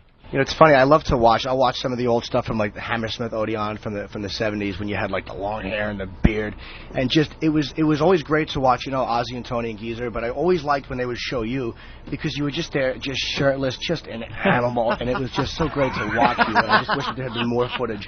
I could have watched you playing drums for the entire thing, man. And how does it feel to know that everybody here, every band here wants to be you? I mean, you're royalty. That's great. Holy shit. I didn't realize I said shirtless. Shirtless? You man, with all your body hair and beard. That was a homoerotic sweating. That is the gayest question I didn't ever. mean it to be. It's just when you watch the old Ward stuff, he really just was. He looked like Zakk Wylde. He was just a fucking savage. This guy man. was probably sitting here thinking, he would absolutely suck my cock. I could pull it out and he would fucking suck it. Well, let's go to the answer. Well, it's very complimentary. I mean, I just got finished talking with the drummer from Shadows Fall, who won 2 great awards this year for his drumming and his recording. You know, the new Shadows Fall album, or the work that they've been doing. I enjoy being around, other percussionists, and I do receive compliments from them in the sense that they've listened to me and so on and so forth. But I see them as very much individual people. You know, I think that if I was able to influence them in some way, then that's an honor for me. You know, I'm just like I try to be as humble as I can about that. But I'm just happy to see them progressing into new fantastic areas of drumming, which I think is like we have so much good drummers, so many good drummers now, and so much good drumming now. I think there's been an incredible development in drumming, say, over the last 40 years. You should have asked the question and then gotten up and slammed the door and walked out. That old gag. Never a goofy question for the boys. No, ever. No. How do you feel after 30 years and still being a success? Anything there? I mean, there's just a lot of clips. I don't know. I know. I mean, again, it's very complimentary. Why, it's Jimmy just unloading, 30 some odd years of devotion to these guys all at the same time. So. All right. If anything, we can listen to the questions. Yeah. Okay. Did you ever think? I mean, I'm sure you've asked this before, but when you guys started, I think was it '68? That 37 years later, you're still headlining a major sold-out festival, and there's still nobody that can go on before you that can make you guys not look great. You understand? There's nobody you guys can't follow. I mean, are you amazed that it's lasted this long? Yeah, I am. I'm amazed that I'm still alive, to be honest with you. It's kind of like any day above ground, right? Yeah. Yeah, it's I hear you. I was nodding. Yeah. Oh, it's like, how can I describe this and try and pack it into just a couple of minutes? I have a good hindsight of how things were for us before, because that was the experience before. I'm talking about the 1970s. and now, just in the most recent times, in the last 7 years or so, it's almost like doing this, but in doing it in a more of a grown-up way, or in a more experienced way. So a lot of the things which were possibly important, say when I was 19 or 20, which was sex, drugs, and rock and roll, I guess that's where it was at that point. These days, it's more like, I wonder if I can achieve that new drum lick. So, and I mean, back then I was also wondering if I could achieve that new drum lick. But now, I guess, I wonder if I can achieve that new drum lick kind of as precedence over sex, drugs, and rock and roll. I've never had the sex, drugs, and rock and roll, unfortunately. It seems nice, though. Well, the sex, drugs, and rock and roll for me just, that kind of put me in a one-way jacket, that didn't work out at all. But it took me a few years to understand that. I love it. So it's a different outlook, Personally, I think that all of us, Tony and Geezer and myself, and ours, I think we're playing better now than we've ever played before. There's a much more of a maturity, and we've all just experienced a lot more now. That's great. According to Jim, the world's most underrated drummer, after 30 years, is finally starting to practice. That's what I got out of that interview. He's finally started to. Maybe I'll work on a drum lick. Put the drugs down and and pick up some sticks during a time I'm not on stage, and maybe work some of this shit out. Maybe start working on my craft. Let's say hi to Eric in Colorado. Eric! Hey, boys. Hey, Jimmy. Yes. Did you take Bill's load on your chin, your chest, or your back? I didn't, but I would have anywhere Mr. Ward wished to place it. And, of course, we're getting quite a few of these. Jim Norton, shit dick! Why, I'm just chatting with Bill about percussionists. Of course you are. All right, help me out here, Steve. Yeah. Compliments on the set list. Bill Ward's online blog. Your penmanship on the set list. It might just be interesting to hear the question that Jimmy presented, because Jimmy's foaming at the mouth over the set list. All right. Can I compliment you on the set list? I saw it. Compliment someone on the set list? You are just dripping. You are dripping in front of this guy. I'm a weasel. Oh, wow. I compliment you on anything. The set list. Can I compliment you on the set list? I saw it, and they won't be hearing this till tomorrow, but NIB, I almost shit when I heard you open with Symptom of the Universe, and Sleeping Village. I kind of wish you would have finished Sleeping Village. What a great set list. Dirty Women, Electric Funeral, a lot of stuff I haven't seen live. Was that, you guys say to Oz, let's just do something different? Well, yeah, well, it came from the popular vote. Can I stop myself right there? This is why I should be decapitated. Because I just called Ozzy Oz because Bill called him Oz right before that. Oh my God! How did that get past me? I was concentrating so much on the earlier part of I missed it. I gotta hear Jimmy call Ozzy Oz. A lot of stuff I haven't seen live. Was that you guys say to Oz, let's just do something? Jimmy, thank you for pointing that out. That could have just gone by. Your pal Oz. When I said that, I realized I had just said it, and I just was like, ugh. So when you jot this down and hand it to the big O. The Ozster. Well, yeah, well, it came from the popular vote. In other words, everybody listens to Black Sabbath. Because for a couple of, last year and the year before, or the year before that, we were getting, a lot of email, which wasn't negative email at all. It was very positive, saying, "Hey, play something different, guys," And of course, we don't have anything new right now, at least to play. So we tried to make sure that we could at least try some different things, a little bit of some different things, to see if that might go better with our audiences. Ooh, a little alluding to a new album. I don't know. I didn't ask them about a new album because they've been asked about it 1,000 times. Really? Yeah. Because it said something. We don't have anything new to play right now. Right now, yeah. Kind of sounded like maybe a new album. There was rumors about that, but again, I just figured that they were sick of being asked that. Yeah. If anything, that was the one. That and why ask that question when you could further drool over the man and ask him something about his shoes, perhaps? Yeah, we got to break into the exclusive interview with Bill Ward, conducted by the old Jimmy Norton, because Clayton's back in the studio. We had an assault on the media. Good Morning America with Diane Sawyer was hit bad. Went very well. It went well, but we're hearing rumors that one of the kids might have got hit in the head with a sign. Yeah. Did you hit that fat kid in the head with the sign? I did. Well, I was holding the bottom, and it got top-heavy from the wind. Yeah. And it just came over and just tapped him right in the head. And he turned around and looked like, what the fuck? Now I got to see the video. We didn't see that. Yeah, definitely hit him That in was the head. really funny. And where Diane Sawyer was standing, they panned over, and they did a slow pan of the kids chewing their gum and blowing their bubbles, and the sign was on camera the entire time. And they were slowly zooming in like that was the focus of the shot. Very good job. It was a very good assault on the media. Thank you very much. The guy must have been a fan or something, the cameraman or something. Yeah. Yeah, he just zoomed right in. And it was right in on it, right up when you conked the kid on the head with the sign. Poor kid's great. We're nervous hitting as hell. children. He's on national TV trying to blow a stupid bubble. Oh, Paul Anka, where's he? And he's getting hit in the head by the Opie and Anthony sign. yeah, some cop told me to take it down, so that's why I took it down. But the cops can't tell you to do that. I don't get that. I know, one. that's She was ridiculous. pissed. Was it on a stick, or was it you actually holding the I was sign? holding it up as high as I could. They can't do anything. How can they tell you to take it down? For what? Cops can't tell you to take down a sign that's on live TV. I don't know. They just can't. It is ridiculous. There's no law against doing that. She was mad, though. Really mad. Who? This, little black cop. I don't know. Woman Oh, cop. I thought you meant maybe someone with the show. What did the kid say anything to you? No. Did he say, what the fuck's your problem? Or No, he just I turned got around the line and wrong. I stink. Yeah. All right, good job, Clayton. Thank you. There he goes, Clayton. The latest assault on the media today. Very good. Not part of the contest because it's one of our guys. Just Yeah.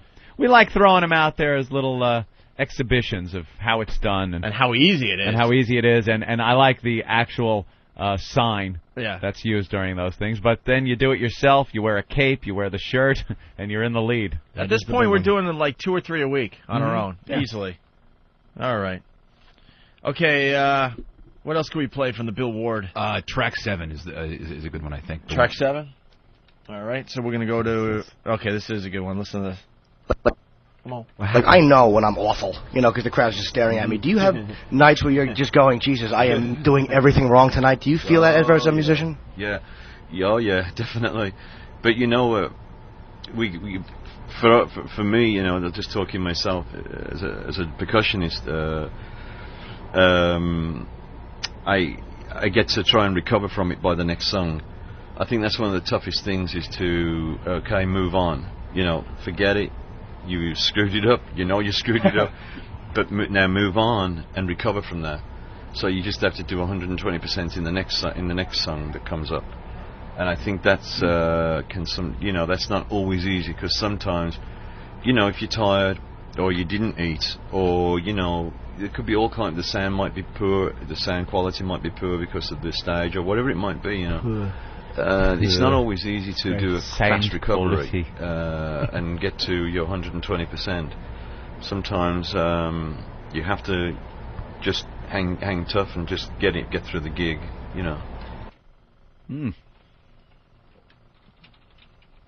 Very good. So I don't know what to say, to be honest.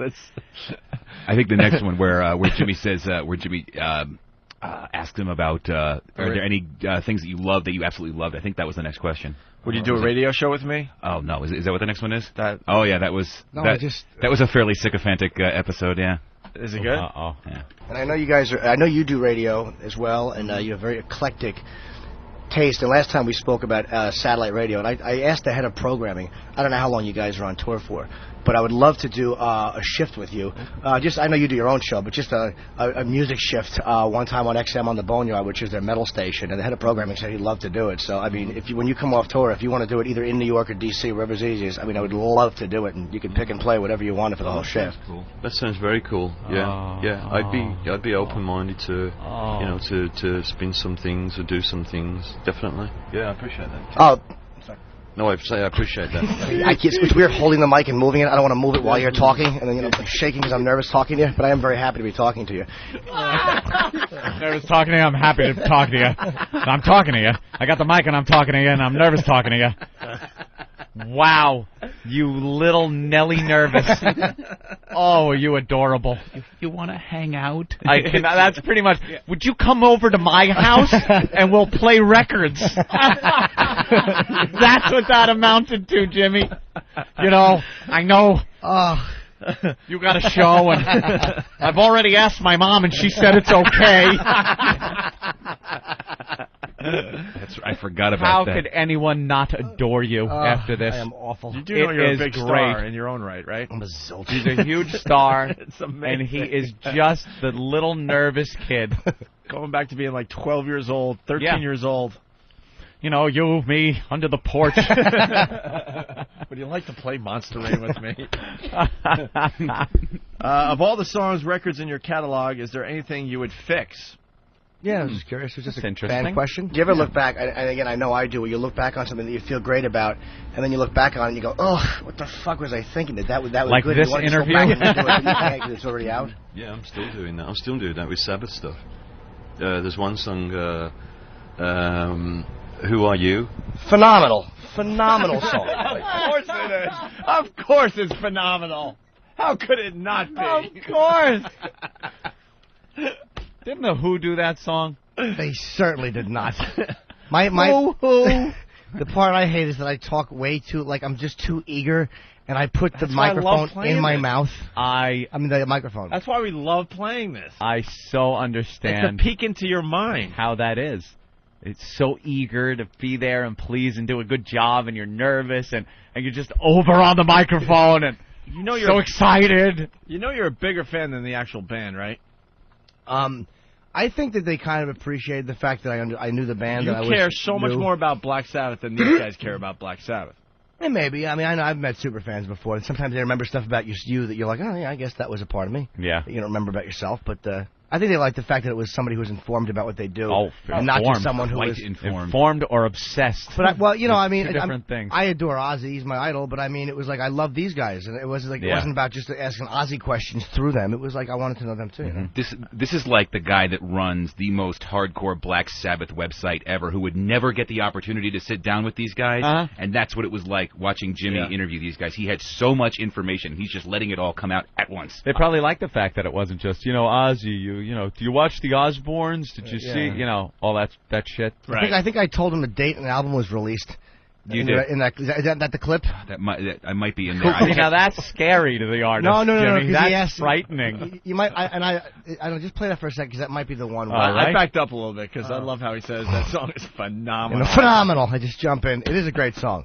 Can't because it's already out. Yeah, I'm still doing that. I'm still doing that with Sabbath stuff. There's one song. Who Are You? Phenomenal song. I want to correct the drumming on it. In fact, if I ever got a chance, I'd love to re-record the drumming on it because didn't turn out quite. It's fantastic. There's nothing wrong. That's off Sabbath, Bloody Sabbath. There's nothing wrong with that song. That's just you have to find something as an artist. There's nothing wrong. It's fantastic. That's a good example though of wanting to. I mean, how long's it been since that came out 30 years ago? 74. and I'm still kind of kind of like every once in a while I kind of go, man, I wish we could re-record that. I'm just still not settled with that one. So 74. Just things being unfinished, they're already out. This is just, I'm loving this. I creep myself out. You're going to show up at his house with a briefcase. No, I thought we could work on this stuff. You're like those Trekkies, just every little... What do you want? What do you want from me? I can't give it to you. This is my pride and joy. You are Rupert Pumpkin. Oh, I'm a fool. 74. It's not 30 years. Let's go to Josh in Colorado. Josh. Hey guys, love you guys. I want to mention that Norton interview sounded a lot like that Chris Farley skit on Saturday Night Live where he gets to interview big guys, and he's like, yeah, did you guys ever play with, you ever watch the Osbourne? Yeah, it was cool. Somebody else pointed that out, too. It certainly wasn't intentional. It was just, of course not. It is I love you guys. So goddamn funny, Jimmy. It's just the way you're asking these questions. The guy said he would like to redo a song, and you told him no. Right. You pretty much told him no. Because you know better. You know better. No, that song is phenomenal. Leave it alone. Perfect. And watching Jimmy in the room, and you got to understand that there's not only is it me holding a microphone, but it's also Bill's assistant Walter and Kevin from Sanctuary and Adam from Jaeger in the room, and everybody's just this big grin on their face because everybody knows exactly what's transpiring here. This is the chance of a lifetime, and they're all watching Jimmy just foam at the mouth. We were literally I was during Bill. You held the mic during one. I held it during Bill. Oh, okay. you know, and it was just like shaking a little bit. And but then I put my arm on the table. I'm like, stop fucking moving, stupid. And man. we were at this teeny little table in Sabbath Village in his trailer. So it was like being at a little kid's table in school with. It was amazing. Did they tell him that it was a Make-A-Wish Foundation dream for you or something? Because that must have been what it looked like. This is great. You don't get to hear something like this every day. It's someone that gets to interview their heroes. It is very. There's no one very bigger rare. to Jim Norton. I want to stress that. Out there, pick the one person that you know you're never going to meet. You're a huge fan of. Now imagine sitting in a room with that person and talking to him. If I had the chance to sit and talk back in the day to like Kurt Cobain, I would have shit my pants. That would be a little crazy. I would have lost my mind. I remember the first real celebrity I wanted to see that I interviewed, or actually just a passing hello with the microphone because he was on his way to the dressing room, was Eddie Van Halen. I remember that moment. We were moment. backstage at the Worcester Centrum, I think it was. And we're broadcasting from a table, backstage area, and there's kind of a little commotion down the hall, and we look, and here comes Eddie Van Halen walking down the hallway. And I got up, and it was around the time where he was having his hip replacement surgery or something, so I just stood up and I had to ask him something, and popped into my head. It was like, Eddie, how's the hip doing? You going to be okay for the show? And I put the mic out there, and he started talking into the mic that I'm holding. I was staring into his face like a lover look. And I heard nothing he said. All I was doing is looking and thinking, oh, my God, it's Eddie Van Halen a foot away from me. I didn't hear a word of his answer, and I must have looked like I was in love. It was so embarrassing. You just said something that was really weird. It just hit me, and I didn't realize this is one thing I actually did right. I always do. I panic and I zone out, and I'm like, yeah. But that was one thing I did during these interviews, and I listened. I couldn't believe I actually was, with everything they were saying, it wasn't just Bill Ward's mouth is opening, words. It's so hard to do just because you're looking at the person and you're like, holy shit, that's the person I see on this or TV and that. And I'm not saying I wasn't nervous or that there wasn't complete adoration, because I was, and there was. I don't think you have to even comment on the adoration, right. Jimmy. I speaks for itself. I was trying to be unbiased. Didn't go well. Trying in the middle of the road. But yeah, I did listen. That you just said that. It's funny you said that. Yeah. Let's say hi to, where are we going? Brian in North Carolina. Brian. Hey, what's up? Hey. Hey, tell little Jimmy that he's like the fucking Black Sabbath Rain Man. 74, yeah. 74. 74. It was nice to have Bill almost ask something that I could be helpful with. Right. I just wanted to be helpful. He doesn't care what year it was released. What's that, buddy? I said, go watch Jeff Wapner. All right, thank you. Let's go to Staten Island. Jimmy, what's up? Yo, this is like worse than MTV Fanatic. Yeah, it is like Fanatic. It's worse, though. 74. What the fuck? He did the song. You told him it was phenomenal. I was helping my friend. My buddy Bill had a question. And what kind of friend am I if I don't give the information? Right. If Anthony goes, hey, Jim, what year did the Yankees do this? If I help, I tell him. You throw out the info. Bill asked a question. I thought about it. And I just happened to mention it. He said 30 years. No, it was 31 years, and I'll show you it was 31 by giving you the actual date. I didn't mean to do the actual date. The mic just kind of came up, and I just went 74. That is very funny. It's like, 30 years ago. No, 31 years. 4. Like he's just rounding it off, obviously. Right. 30 years ago, 74.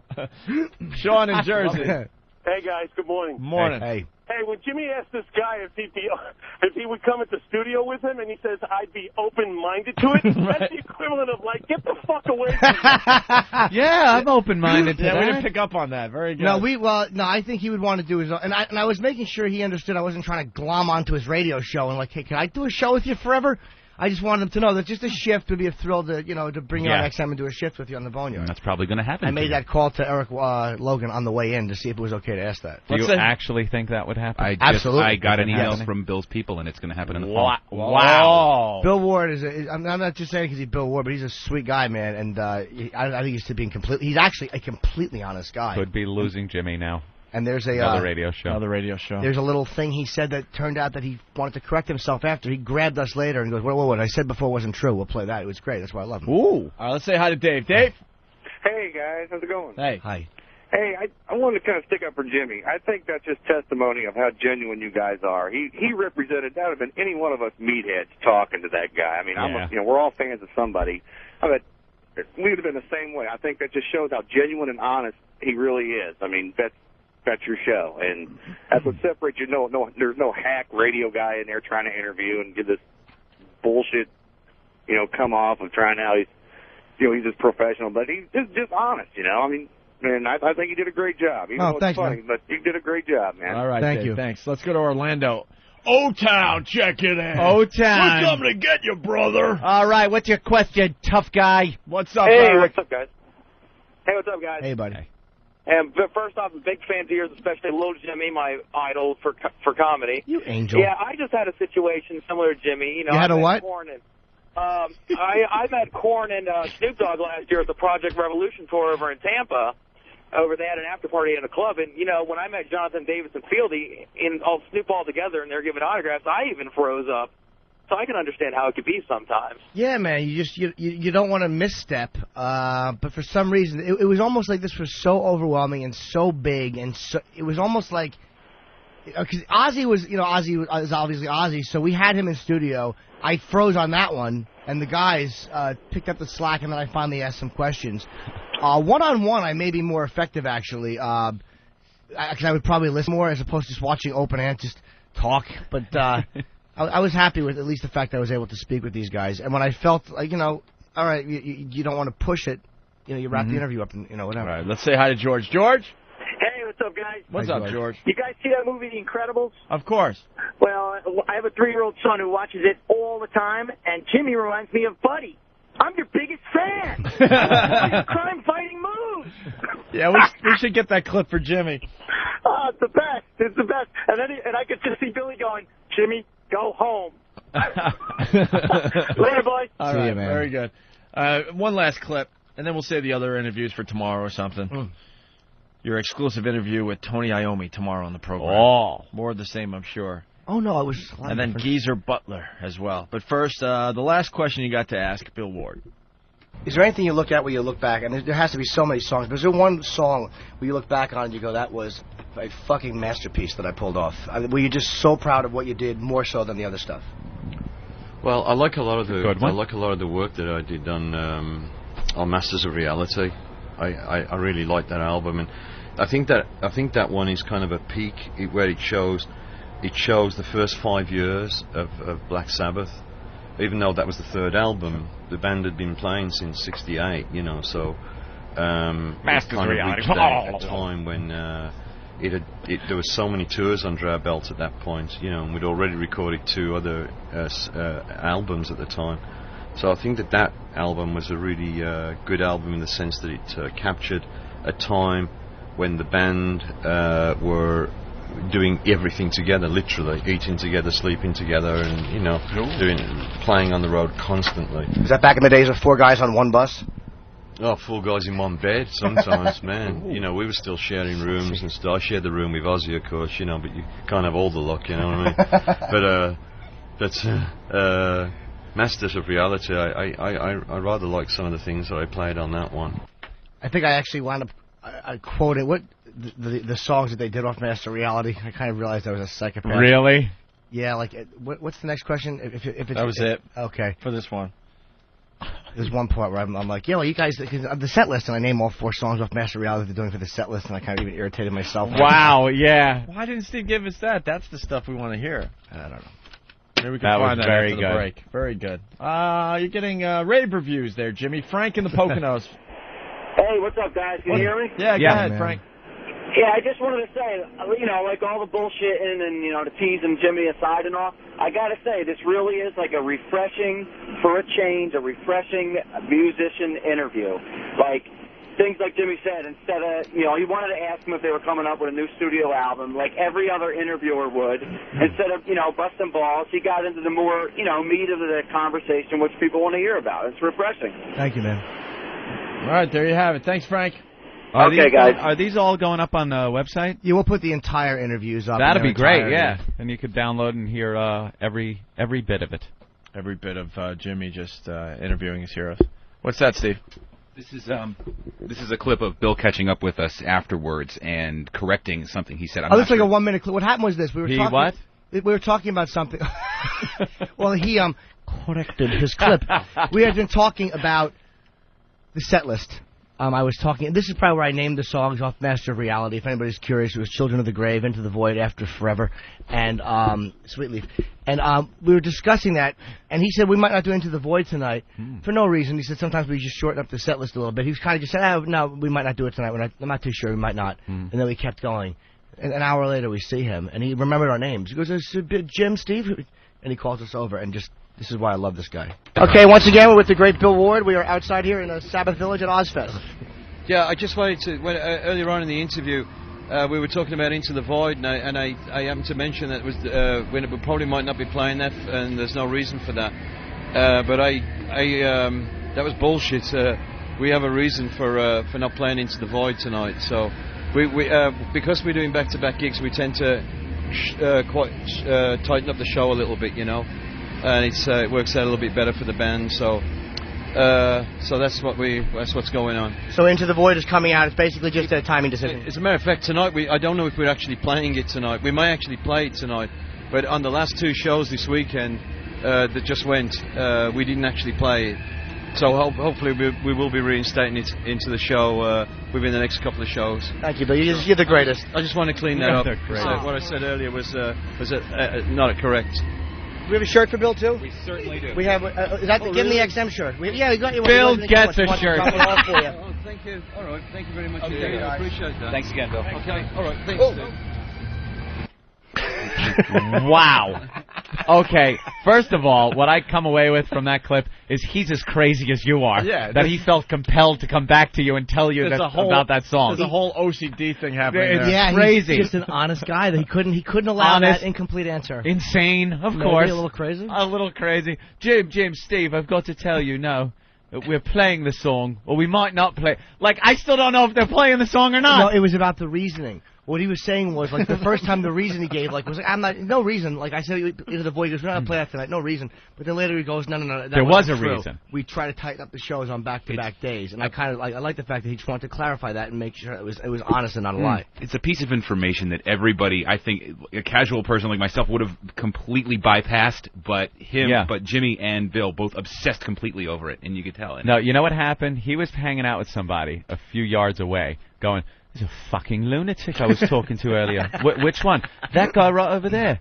Who, the guy? No, there's fucking lunatic over there. The guy to the right. No, look, I'll go up and talk to him. That's a fucking madman.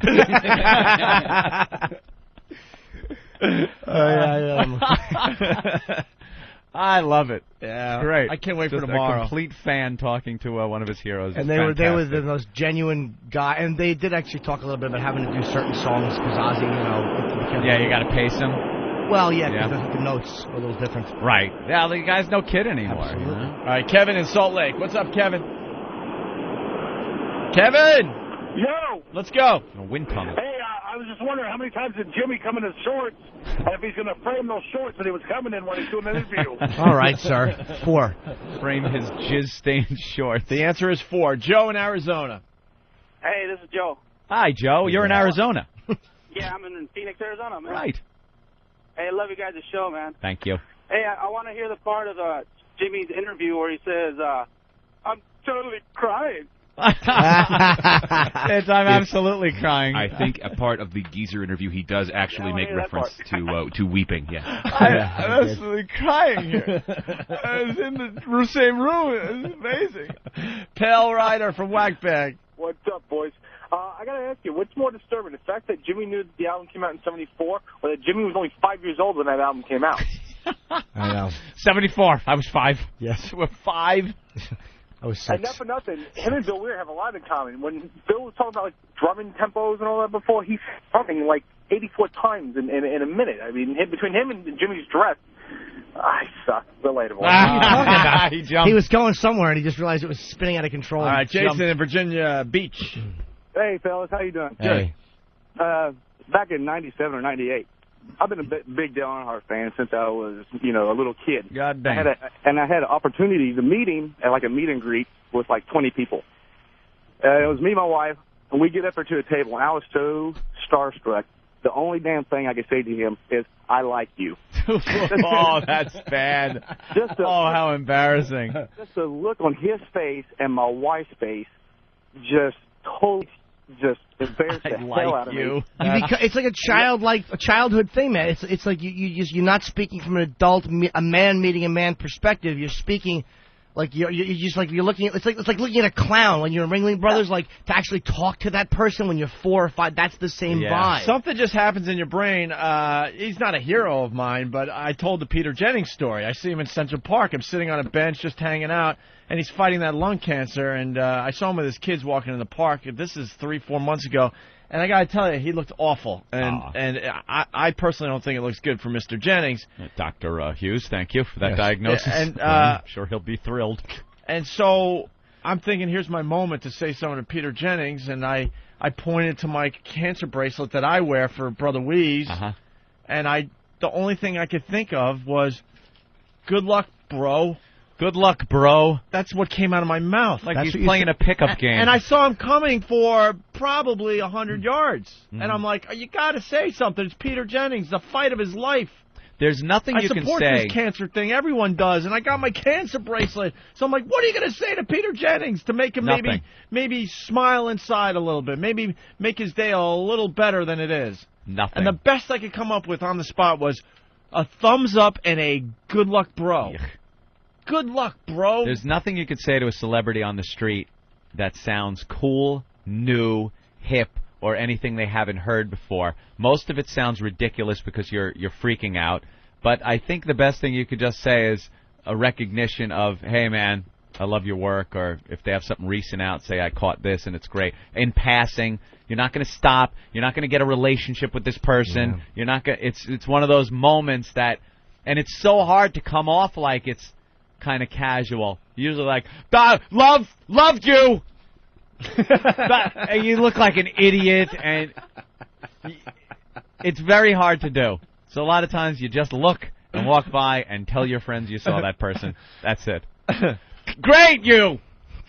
What? Well, the dude that played Ned Ryerson was living in my neighborhood for a while. Ned Ryerson? From Groundhog's Day. And I saw him coming, so I thought I'd be witty. And I was like, Ned Ryerson? Like he hasn't heard that. I sure as heck fire remember you. Right, the look on his face, I think he wanted just to strangle me. And, you know, there's always got to be one buzzkill in life. And I got to just really quick address the post. A guy named Dan Aquilante. Uh-oh, I see the headline, and I'm not even getting close to Jimmy. Because I know what this guy is. I know what he's just one of these Rolling Stone magazine. Well, let's try to get him on the air. It's a New York paper, isn't it? Too hip for the room kind of guy. I want to we're trying to get him on in his face. He trashed Sabbath, or, you know, where Ozzy created horror with his cringe-inducing vocals. Ozzy sounded phenomenal, and everyone said he sounded phenomenal. The only time he cracked was on the last song, and then when I saw him, it was the last 2 songs, because he had been screaming the whole show in between songs. You know, he does. He's Ozzy. Yeah. He sounded phenomenal. It's the best I've ever heard him sound, because I think he's sober now, and he's healthy. And this guy is just probably one of these jerk-offs who likes certain types of classic rock, and he didn't like it. And the Daily News gave it a phenomenal review. They were like, Iron Maiden, Sabbath, that's what a show is. They give you everything. They're not too hip for the room. They're just, and this motherfucker, Dan Aquilante, you're a cocksucker, and you're the type that just goes out and trashes something like this because you think you're too hip and that this is what you do. Land of Oz, it says. Instead of Band of Oz or Land of Oz. Land of Oz, that's even a reach. He works in the afternoons. You should call him and record it. And he says on the radio tomorrow. The two were Can we best. set that up? I'm serious. Because he'll probably talk to you, and you could call him from home, and you have a little discussion about it. And bring in the tape. The two were best early when they roasted War Pigs. Later hitting the same kind of high for Iron Man and Black Sabbath. You're glad you liked War Pigs and Iron Man. Sorry you didn't like Dirty Women or Electric Funeral. You're not a real fan. You're some jerk off in comfortable slacks who shows up and writes for a paper and gets free tickets, and you're the fucking worst. When we saw the Stones do that press conference, it was all you jerk-offs in the business that sat there in the front row with your arms folded, kind of tapping your feet because you're too hip to enjoy the music. Everybody else loved the fact the Stones came out. Fucking Mick Jagger's 30 feet from you, singing for free, and you scumbags in the business all sat there with your fucking legs crossed like a bunch of coffee-clutch faggots. Too cool. Hey, I review the music, man. I can't enjoy it. What is this? I'm beyond enjoying it as music, Just man. studying them as much as they can to find that one thing they can pick apart. Yeah. Instead of just sitting there and enjoying it for the moment it was. And I've seen Ozzy not be up to par in all the years I've seen, and there's been times where he wasn't good because he was whatever. You know, please, he's gone through all these phases. He was phenomenal this time. And I'm not just saying that as a biased fan. The band was really tight. You're and a that's what biased annoys fan? me. Well, I am at times. Never really but this noticed. Dan Aquilante from the Post, just a fuck. That's what you gotta are. call him later. You're a fuck. Yeah, give him a ring. Give him a ring off air. Tell him you're recording him for the show, and have a little conversation with the guy. I think that would be great radio. Let's say hi to Sally in Illinois. Hi. Hi. Jimmy, Sally. when you were done with all your interviewing, did you go home and flop on your bed and put your headphones on and shut your eyes and play all the songs you had discussed? No, what I actually did when I went home... Like a teenage girl? Because I had Bill, Tony, and Geezer sign the pictures I had with them. And Bill actually loved the picture of he and I together. He's like, send me a copy of that. Ooh. So I'm going to. They all signed the pictures, and I took them home, and the first thing I did was wash out my frames and put my pictures in my frames so they wouldn't be damaged. Washed your frames? Well, my glass frames. I had they had been dusty from moving. Oh, So right. I put my pictures in the frames. Very responsible of you. I'm a big boy. Very good. That's really bizarre. Ben in ND. Is it Ben in North Dakota? Yes, sir. What's up, Ben? Hey, you guys ever heard of Dream Theater? Yeah. Uh-huh. I met them guys are just my idols, and I met them about a year ago. And I was so nervous meeting the guitar player that I went up to him, asked him something about his guitar, and I said, well, hey, I'm in the Air Force, and I'm here to protect you. How gay is that? Your brain just stops working in those situations. I know, I was so embarrassed. And I'm meeting him again for a meet and greet in a week. Yeah. I just hope he doesn't remember me. Look at this fucking this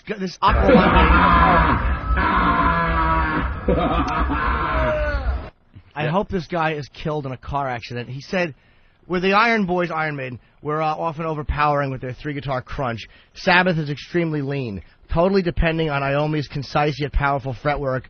Iommi's rhythm-based style was supported by fat old Bill Ward's tremendous drumming." Oh, why? You That is- fucking Rolling Stone magazine-loving jerk-off. That is not necessary. I'd like to fucking bite your neck for your lack of your completely biased review. I guarantee you have faggoty music taste. I'd love to see his iPod. Jimmy would kill for Sabbath. I know he would.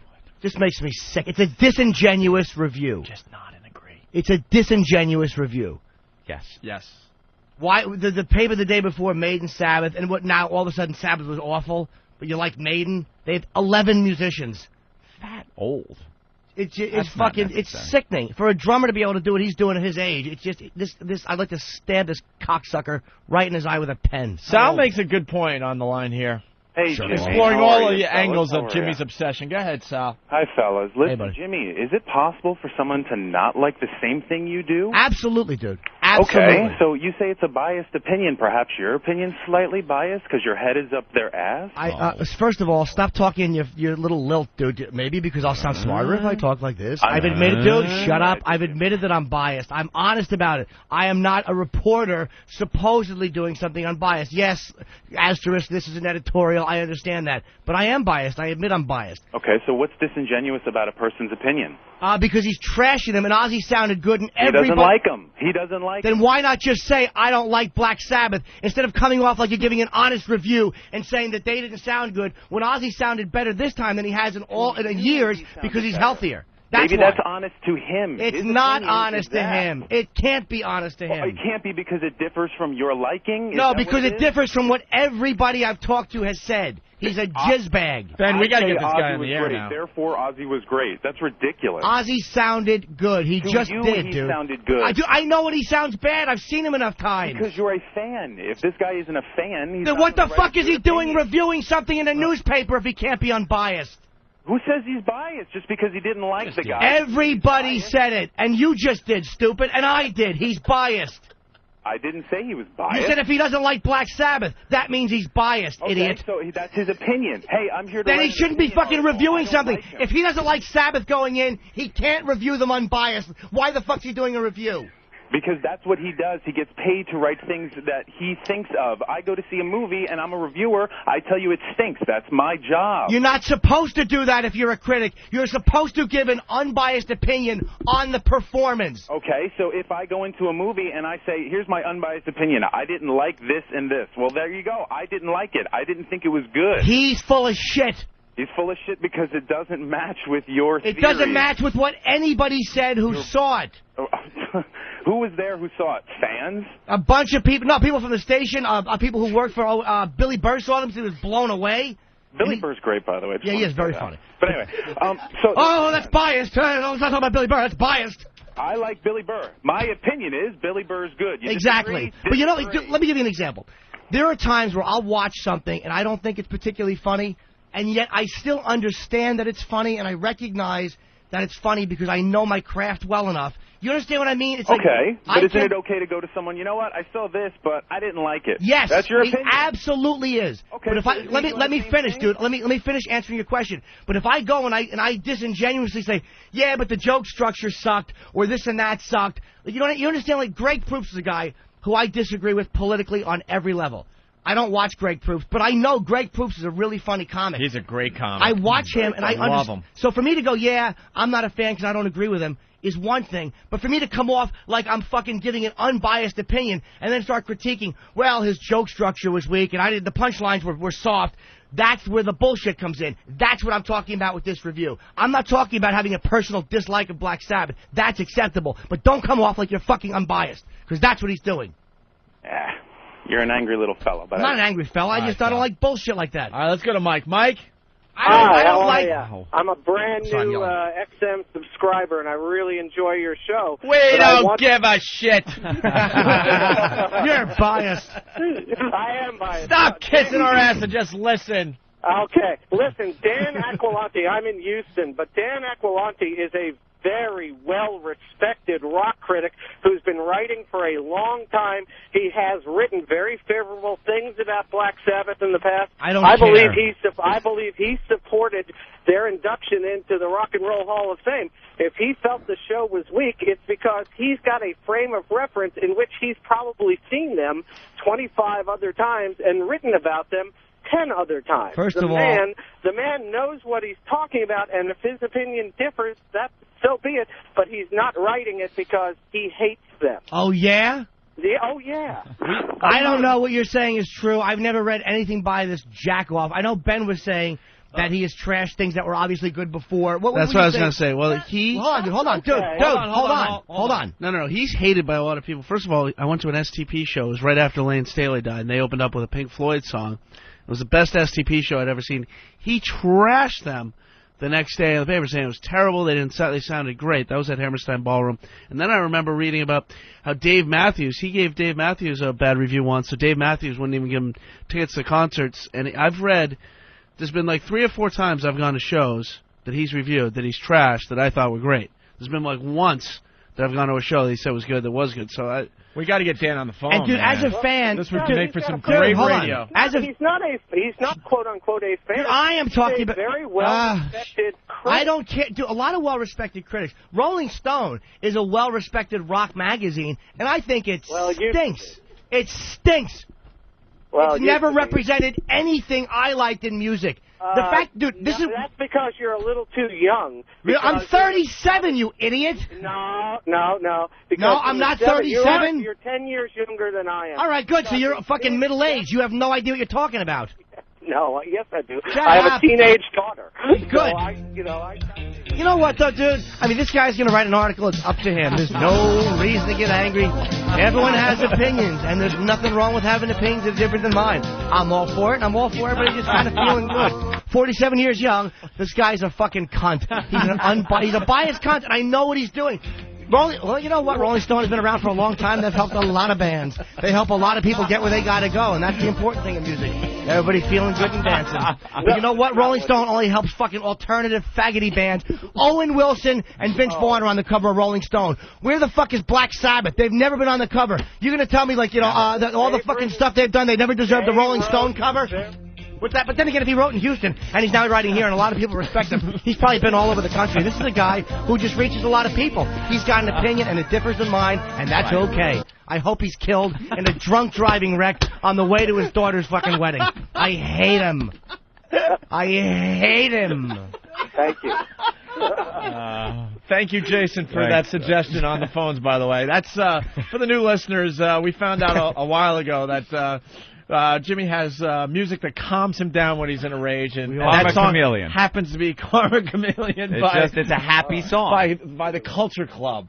It's a happy, fun song, and who could be mad when they're listening to that, right? Look, maybe Aquilante wrote stuff about Sabbath. I don't know.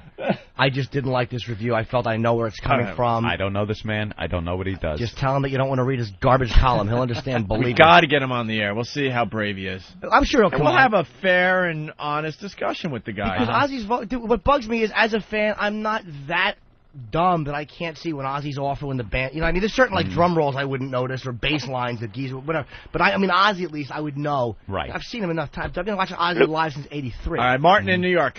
Hey, just wanted to call up, and Jim, you got to admit, Bill Ward looked a little scary drumming up there without a shirt. Oh, dude, that's why I love him.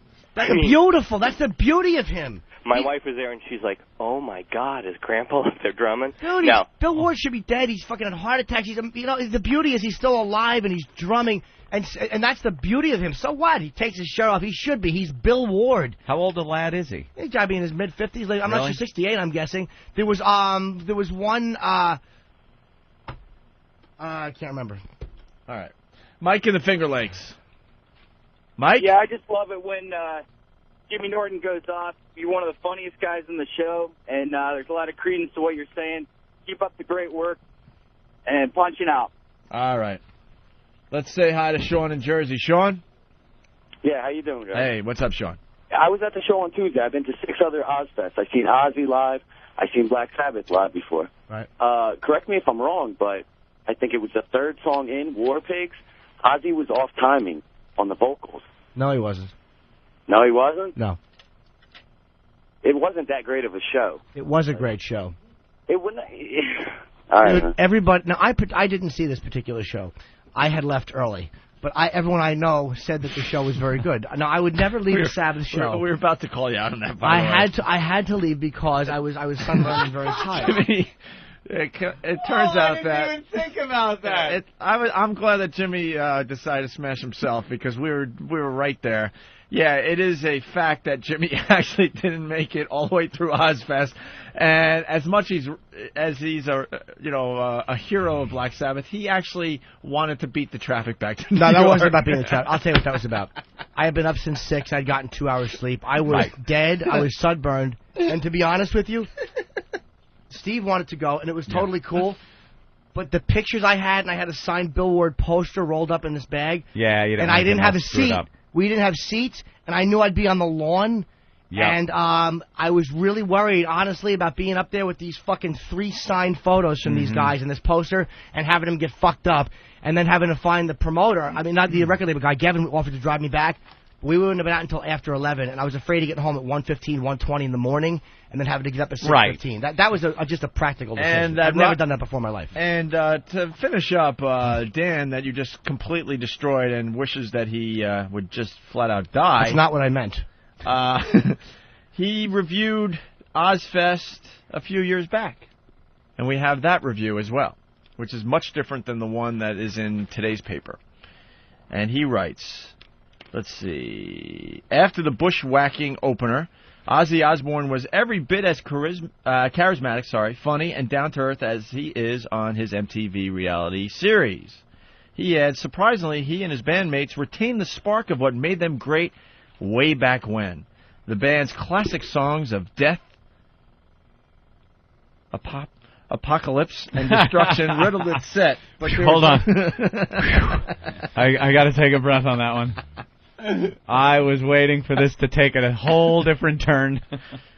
Oh, wow. And destruction riddled its set, but there was no ballads, just Hammer of the Gods metal. Yeah, it sounds like he enjoyed the show. So that is an old review where he really did enjoy it. That sounds like a fair review.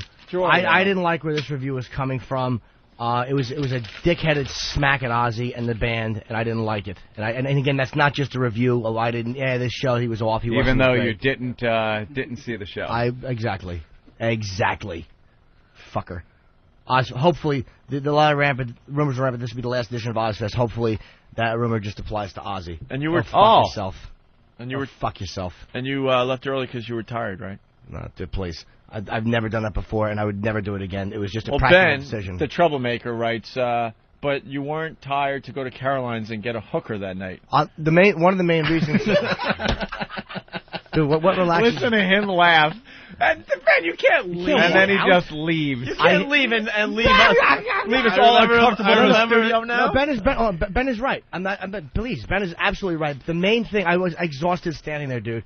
And I was really worried about these photos that I had and this rolled-up Bill Ward poster that was signed. I'm like, these are things that are absolutely irreplaceable. You will never get these again. And Bill had also said that the show was going to be a bit shorter that night. And I'd seen him like 5 days before. So I'm like, you're exhausted. It was 4 hours. I get out 4 hours earlier. I didn't leave halfway through Sabbath's set. This was a 4-hour difference. That's why. And I wound up going to Caroline's at the end because I heard it was an after-party for this movie. For the Aristocrat. And silly me, I figured I'd go there and see if I could talk to people and possibly get them on the show. Mm-hmm. And get a couple of pictures, and that's absolutely what I went and did. And I talked to Bob Saget, and it was very, very genuine and very nice, and So, Bill decided to have some fun with these kind of no-name bands, and he talked to a band called A Dozen Furies and made him do like a fake PSA for the Opie and Anthony program. Imagine being A Dozen Furies and listening to the show. You're all excited. Oh, they're finally doing the interviews. They've been talking about it for a week. And Opie gets on and goes, yeah, some no-name bands. They just sit there and go. We have a lot of guys that work for us. Yeah. In the demo. In the demo that A Dozen Furies is trying to hit, right? Yep. Does anybody know A Dozen Furies? The band A Dozen Furies? Yes, gentlemen. Everyone's shaking their head now. Big fans. No? No one? No one knows. No. I'm not saying they aren't a no-name band. I'm just saying they probably don't consider themselves a no-name band. If they've played Ozzfest, they're probably like, we're rocking, we're rolling. All right. Whoa! Oh, hey, Travis. No. Who played that music?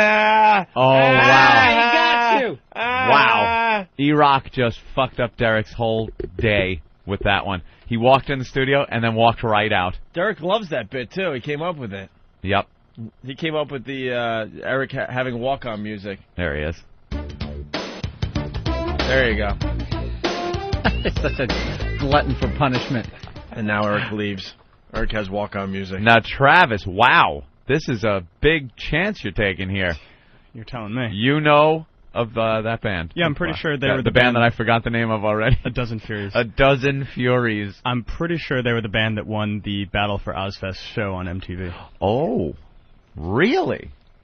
And what does that mean? I did not know that. There were a bunch of other no-name bands, and they were the best no-name band? Exactly. Oh.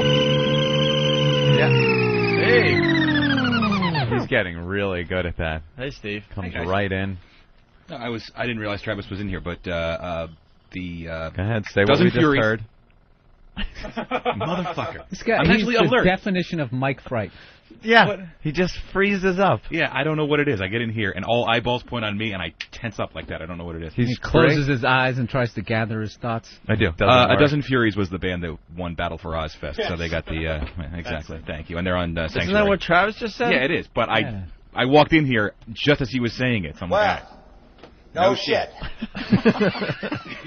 All right, so it's a popular band. Yeah, in that Ozzfest clique, yeah. And the no-name band community. And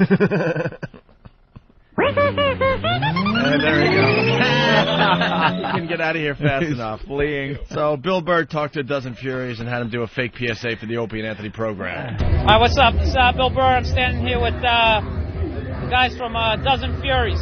Hey, we're doing a skin cancer awareness thing here on Opie and Anthony. So if you guys could just say something to make, the kids aware about skin cancer, just wing it, anything. Throw a couple of fucks in there so the kids will listen to it, Dude, we are out in the sun all day long, every day, and we put on sunblock probably like 5 times throughout the day, man. You got to take care of yourself. You got to take care of your skin. Start over again. Just throw a couple of fucks in there. Seriously.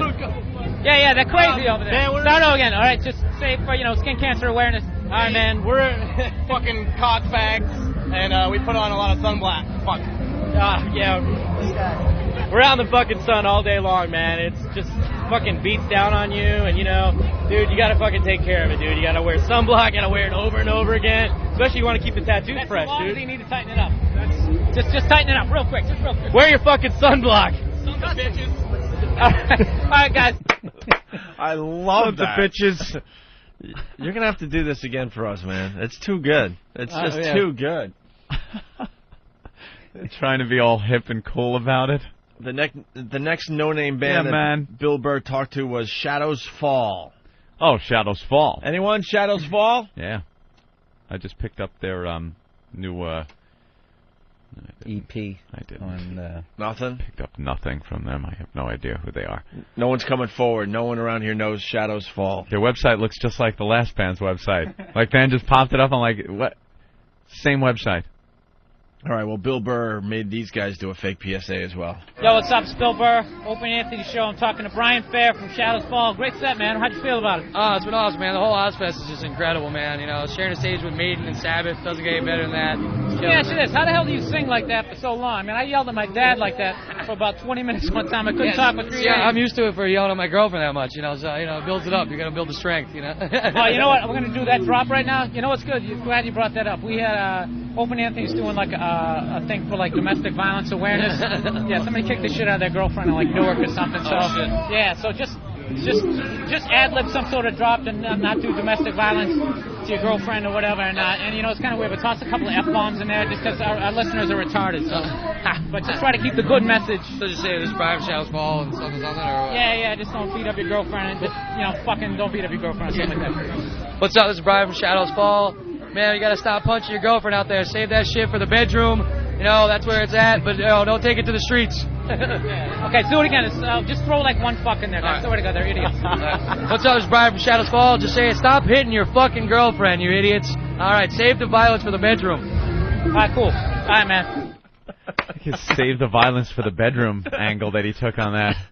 He liked it so much the first time, he had to incorporate it into his second attempt. Yeah, I didn't even get that. Because Bill wasn't happy with his first one. I love that. They do it, and it's probably all uncomfortable, and then he makes them do it again. Tighten it up. Tighten it up. That stunk. Talking about domestic violence here, sir. And finally, Bill talked to another band at Ozzfest named In Flames. Oh. And had them do a PSA as well. Listen to this. Hey, what's up? It's Bill Burr, Opie and Anthony Show. You know that because you're listening to this shit. I'm with the bass player from In Flames, Peter Iwers. So how do you think your set's going to go tonight? You looking forward? Are you on the main stage? Yeah. Are you over there?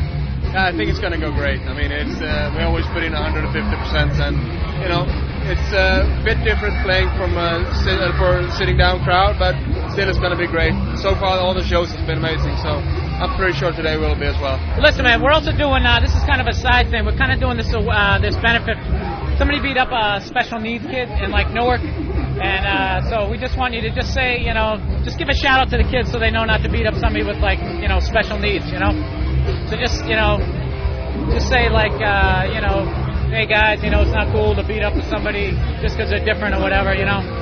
Just, you know, just like a quick kind of like a soundbite. And it's kind of weird, but throw a couple of, you know, fucks in there just because our fans are kind of retarded, you know what I mean? So you need to like, just make them like rock and roll, you know. Yeah, sure. So just wing it. Hey guys, this is Peter from Flames. You should treat everybody equally and don't beat anybody up or do something bad to them just because they're different. Everybody's the same. Okay, that's totally the perfect vibe. Just throw in special needs and throw in like 1 or 2 fucks. The F word. Yeah, it's kind of, like I said, they're retarded. Same thing again, or what? Yeah. Hey, this is Peter from Flames. Treat everybody the same way, even people with special needs and everything like that. Oh. Don't fucking go and do any bullshit and start beating people up because they're different. Treat everybody the same, dude. That's beautiful. Dude. And the kid's name is Russell. Just give him a shout out. Same thing, couple of fucks. He's a big metal fan, so it'd mean a lot to him. That's the kid who got beat up, Russell, from Newark. Hey, Russell, how the fuck you doing? Sorry you can't be here today, and just take care of yourself, man. See you soon. All right, dude, that's beautiful, man. Thank you so much, and good luck tonight. Oh, God. Oh, my God. I love this bit. You just throw a mic in front of someone, and they do whatever you tell them to, no matter how ridiculous. No, I just kept looking back at Steve, like, did we get the audio? Like, meanwhile, there's some fucking band playing in the background. You know? We get that? We get it? I love these special needs, and then, our listeners are fucking retarded. Yeah, they tell you to... You use the derogatory term for special needs children. Wow. Oh, no one picked up on that. No one turned to you and just said, you're a fucking idiot. I am not doing this. You cannot be serious. I felt bad for that last guy because he was, you know, he's European, so he's speaking a second language. I mean, they could get me to say anything in Belgium. He tops you right there. Yeah. Very, very funny.